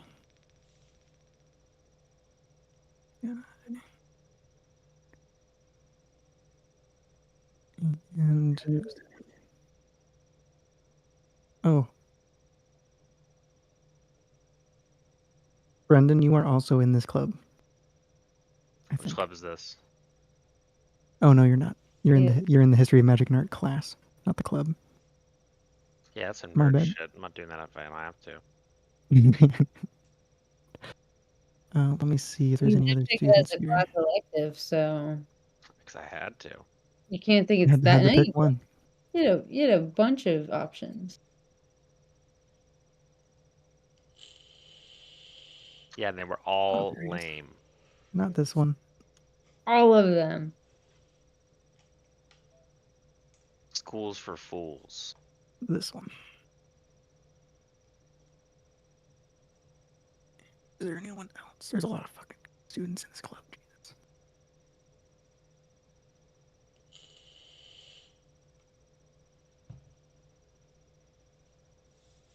Oh, this is also the wrong person.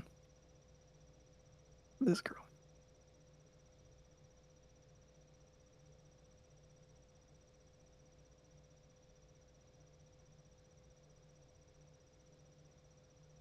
All right, there we go.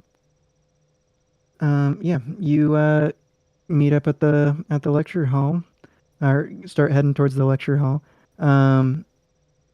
Couple students in here. I'm just gonna leave it kind of big because where you are doesn't matter too much. We're just gonna talk. But yeah, you get to the lecture hall for club. Cool.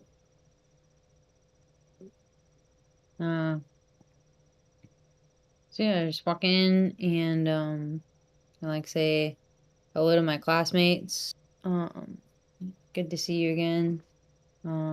You walk in. They all kind of see you, and they're like, "Oh, hey, you said your name's Red, right?" They all kind of like walk over and like say hi and stuff. And Dean Tullis is here as well because he's the guy that runs this club. Cool. So I tell him yeah, and then I say good afternoon, Dean.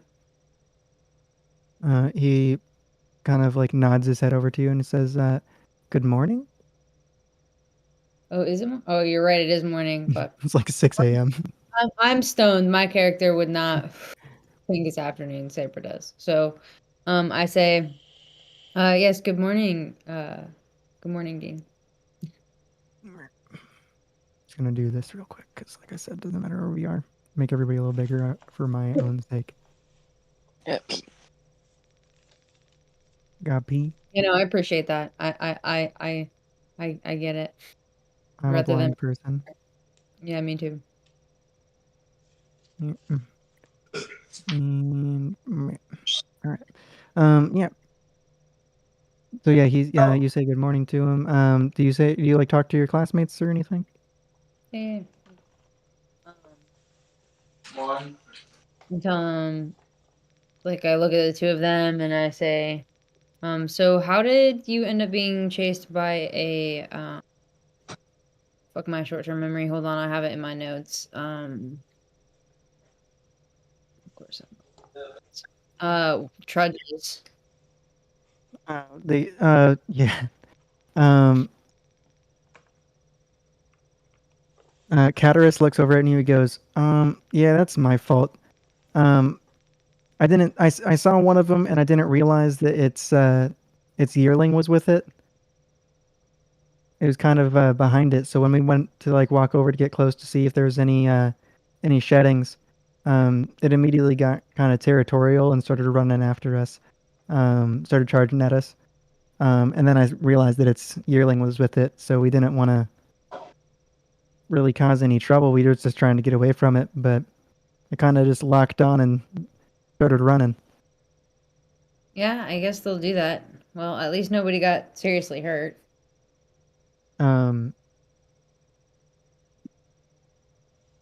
Right. Nora looks at you and she just goes, yeah, somebody, I don't know who, but somebody definitely saved my ass. That was really nice of them.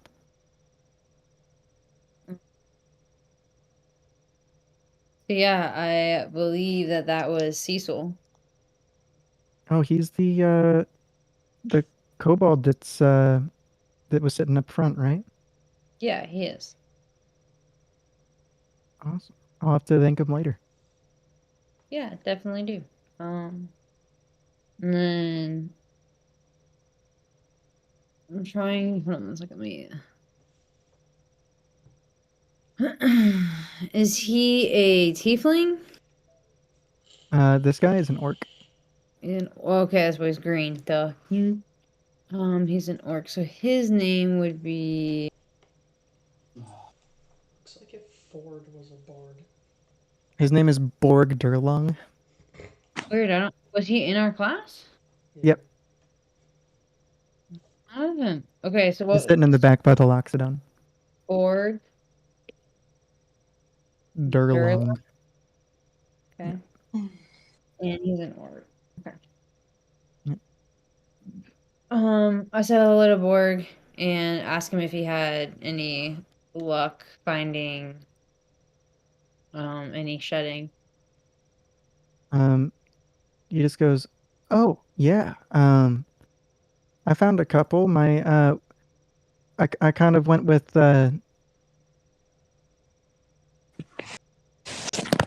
students. So many students. He goes, I went with Melwathorn, and she's lived in around the Witherbloom campus for her whole life, so she helped us out a lot. Who did he say? Melwathorn. She's the girl Mel- that sits up front with you. Yeah, she's the dryad that sits up there. Okay. She's a fucking nature spirit. No shit, she fucking helped him. Yeah.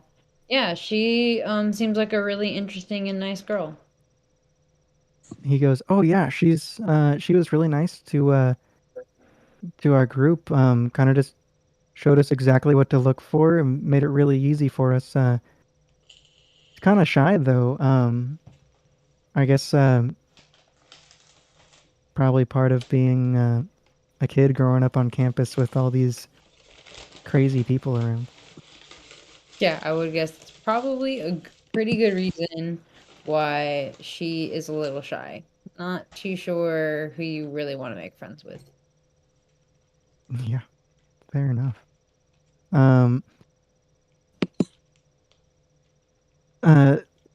Dean Tullis looks over everybody and he just goes, "Hey, we're gonna go ahead and get started." And he walks up and hands each of you a textbook.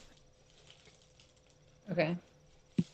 And he says, well, it looks like a textbook. It's like a thick, fucking ridiculous book.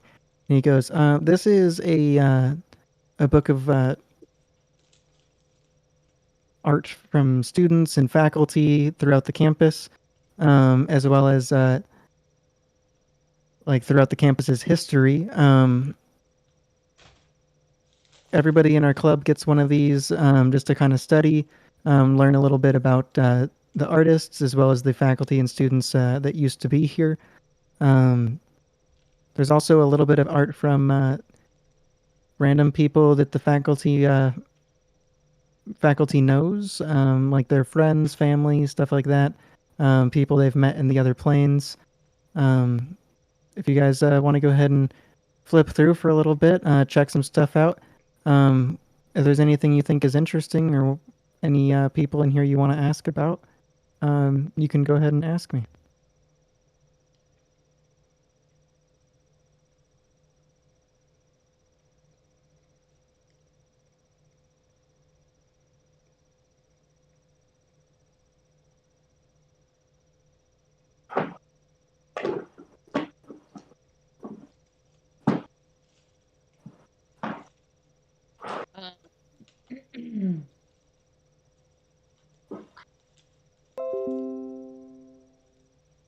You say this is a really big book. Is this something Well, there's like several thousand pages in this book because the yeah. campus is like You hundreds Dalton and hundreds of years old. pages you want to flick through, or is this something I can kind of like study by myself? Is You there can, you can flick through real quick if you'd like.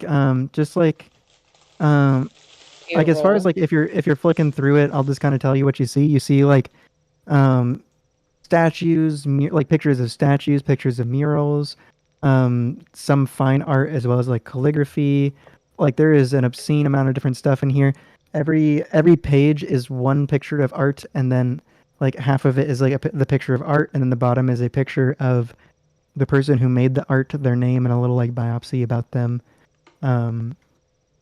It says like a little bit about that piece of art, and then like a little bit about the person who made it. But it's essentially just like here's a guide to all of the best artists of Strixhaven and the Plains. But yeah. As far as like things that are interesting in it, like there's like all the like as far as the like index for it goes, it's listed by like different places instead of people. So it'll be like students of Strixhaven, faculty of Strixhaven, and then like different planes are in the appendix. And then beyond that, there's kind of like sorry. The last thing it says is like that there's an appendix in the back that you can go to like to search for specific things. Like if you're looking for like oh, well, did anybody do a piece of art that was a swan and you want to find that page? You could do that. Stuff like that. So there's like an easier way to search through this book than just flipping every page. The appendix is like, if you're looking for something specific, we'll tell you which page to search for. Yeah. Okay.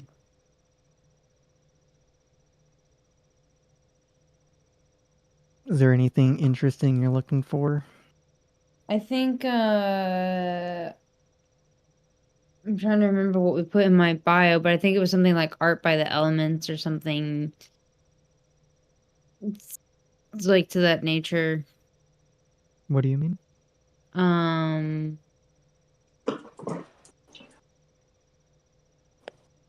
Careful. Is that empty? Just dump it. There's like a specific branch of art that I was interested in learning about, and now I can't remember what. Let me look at my notes here. Come on, they're not loading for whatever reason. All good. It's probably like some of the stuff that they do on the Prismari campus where people make like crazy like sculptures and whole kinds of craziness out of like different elemental magics. Yeah, I think it's something like that. Yes. Because they do like Banksy type shit, but just elemental magic version. Right. That was the idea. Yep. Yeah, if you want to look for anything like that, you could certainly find it in this book. Different faculty and students that do some of the different Prismari stuff. Let me see what you'd find.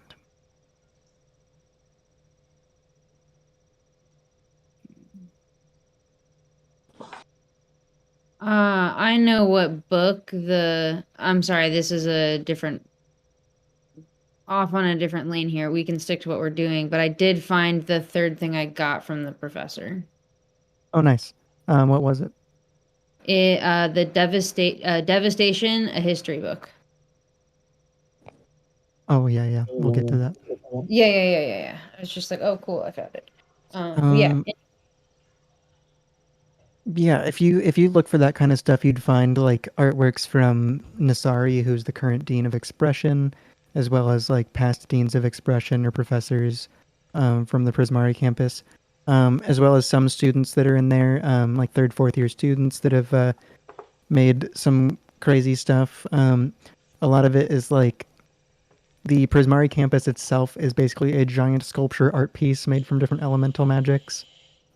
Like every year there's a section of the campus called the Fury Gale that's just like completely filled, and every year they have to demolish the entire thing because throughout the year it's like becomes a jungle of weird art that people have made. But you'd find all kinds of crazy shit in there as far as that kind of stuff goes. Sculptures of like probably one of the ones that would stand out would be the current professor of expression from the Prismari campus. There's a sculpture they made of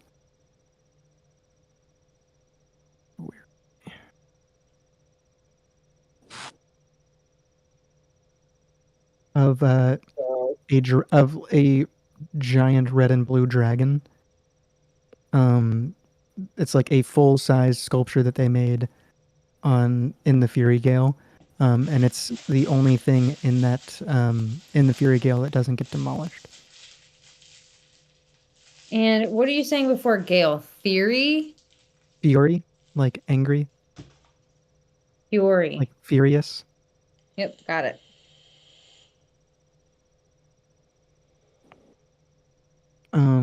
But that would probably be the one that sticks out the most. It's a full-sized version of it's so like the description of it basically just says a little bit about the professor and or about the dean. They made this while they were a professor. But so it would say like a little bit like about Nasari, who is, like I said, is the current dean of expression. And then it says like essentially like the this art piece of Galazeth Prismari one of the founder dragons, was created by Nasari, the dean, Professor Nasari, the dean of expression, during their tenure here as a professor. And then it says like the piece received standing ovation from the mage student body, as well as the past dean of expression, who after the piece was made gave up their position immediately to Nasari and retired. And then it says like a little biopsy about Nasari personally. It just says Nasari believes that true expression comes from the heart, and they encourage their students to treat the entire world as a canvas on which to spread emotion and excitement. Cool.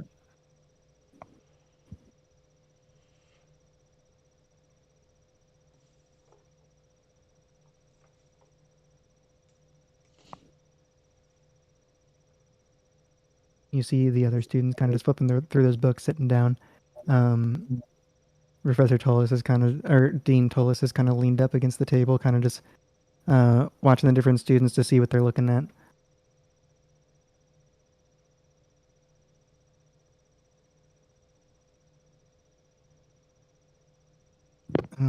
After a little while,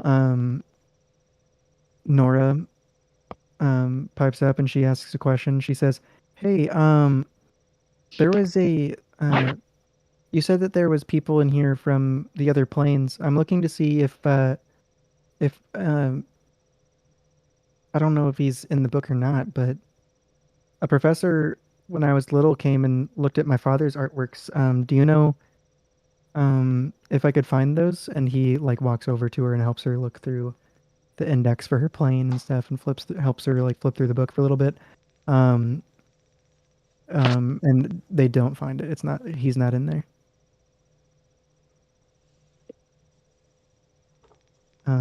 Which doesn't seem to bother her a whole lot, but she's still like kind of disappointed. And then Professor Tolis is kind of just like, "Sorry about that. A lot of artists in the planes. Only a couple thousand pages in the book." And then she's just like, "Yeah, no, it's fine. I just wanted to see if anything he'd made was in here, blah, blah, blah." Just have like a little conversation. After a little while, he says, "All right, well, does anybody have any other questions for me about anything, really? If not, you guys can continue to study on your own time. Classes are going to begin here in a couple hours. I'm sure you'll want to head back to the dorms, get your uniforms on, get ready for the day kind of thing. Next week, we're going to meet at the Fury Gale, and I'm going to show you guys some of the art that the fourth years have made this year." Okay, cool. Really quick, Dalton, what was the name of the dragon that this art piece was of? Galazeth Prismari. It's Galazeth. And Prismari is Prismari. Okay. The Prismari founder dragon. Yeah. And then, yeah. If do you have any questions for Professor Tolis, or you out of here?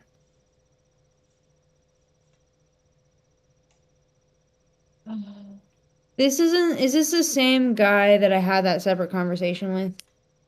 Yeah, he's also the person in charge of the Dragon Chess Club. Okay. So give me 1 second. He's the guy that knows your dad. Yeah. Knew your dad.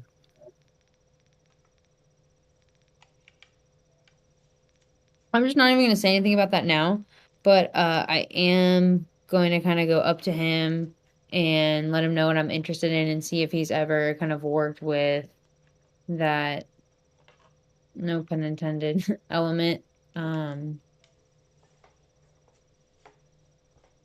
Let me see art, what Tolis does. Element, you know what I mean?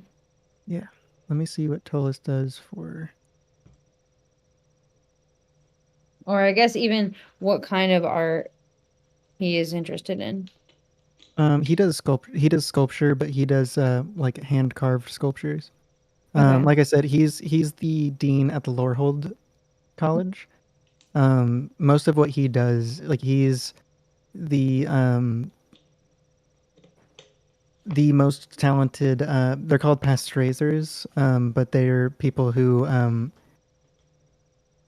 carve statues. They use magic to carve statues that look identical to historical figures, and then let those and like channel the spirits of historical of long dead people into those statues so that they can speak to them.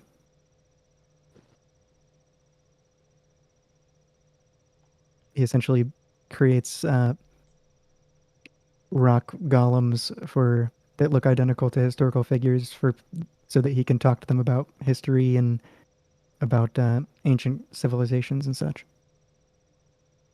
But he is the best. He is the most talented of all time in Strixhaven at summoning essentially ghosts, spirits into like long dead spirits, and as well as carving those statues.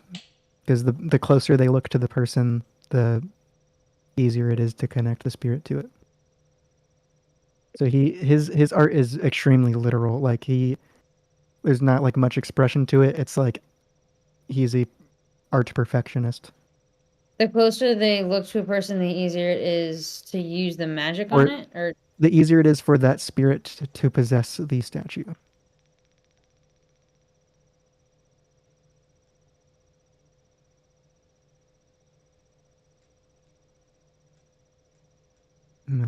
If you ask him much about it, he probably explains all that. Like he tells you about that for sure. But he also would explain like his greatest. Like if you're like a student being interested in his art is cool because he's a history teacher. So like he would also explain to you like he is one of the only past raisers that's allowed to carve archaics. ask him why. Archaics are statues that are carved for people who are going to die. Specifically, the oracles of the oracles who have been in Strixhaven. They're carved specifically for the oracles, who are basically the. And he's like in charge of this. He's one of 3 people alive who's currently allowed to do that.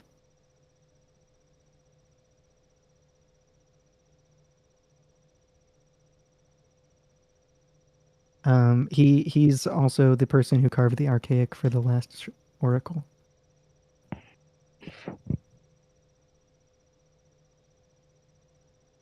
Okay. And what was he called? What does he do? What's the name of his? I missed that. They're called past raisers. Past raisers. But it's just spelled past razor.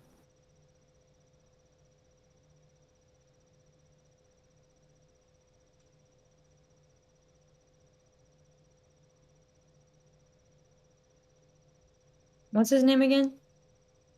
Dean Augusta Tullis.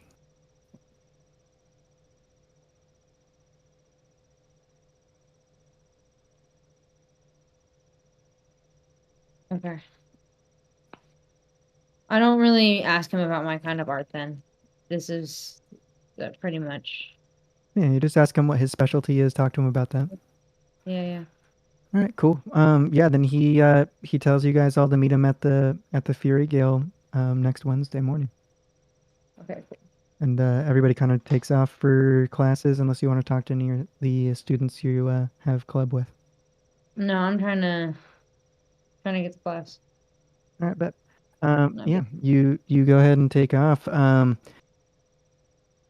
And we're actually going to time skip from there for next week. So next week it's not going to be Thursday. We're going to time skip to the next things that are happening. Yeah. So next session, we're going to start the session basically being like, here's some cliff notes on what you did for the last several days. Because Dylan brought up a pretty good point. there's 4 school years here, and it's 365-day calendar. If we do 1 day of class per session, we're going to be doing this campaign for 4 years. Yeah. So we're going to skip around a lot. 40 years. Oh yeah, true, because we'd be doing 1 day a week. 1 day a week, right? So yeah, we're gonna be skipping around a lot. So like, we're gonna do kind of like cliff notes. Like first, like the way I'm gonna structure it from now on, it's gonna be like the first 30 minutes to an hour of the session is gonna be like cliff notes on what happened in the time we're skipping, and like what interactions you guys have with that, how you react to that, things you want to do about that. We're just gonna do quick versions, and then we'll do the day that like interesting stuff is actually happening that you guys that I want you guys to play out, kind of thing. Okay. Cool. And from there, those things will kind of change based off of like what your choices are. Like the next time we stop is going to change based on what your choices are or what's happening on campus.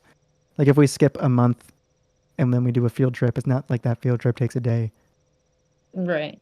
So like we might have several sessions that are happening, and it's like we play for a straight like 3-4 sessions happen, and it's like a week has gone by instead of like we skipped a month. So we're just going to kind of structure it a little different so that we can make time pass, so you guys actually can finish school without us playing this campaign for the rest of our lives. That sounds good to me, man. Hell yeah. But yeah, that's we're gonna stop there for this week. It's already past midnight. And then next week we'll start with the next interesting day, essentially. Probably Sunday. We'll probably skip around. Like we'll do clubs Sunday and then do some other stuff like that. We're gonna hit the other clubs, but we'll do brief clubs and skip around. Right. All right. Cool beans.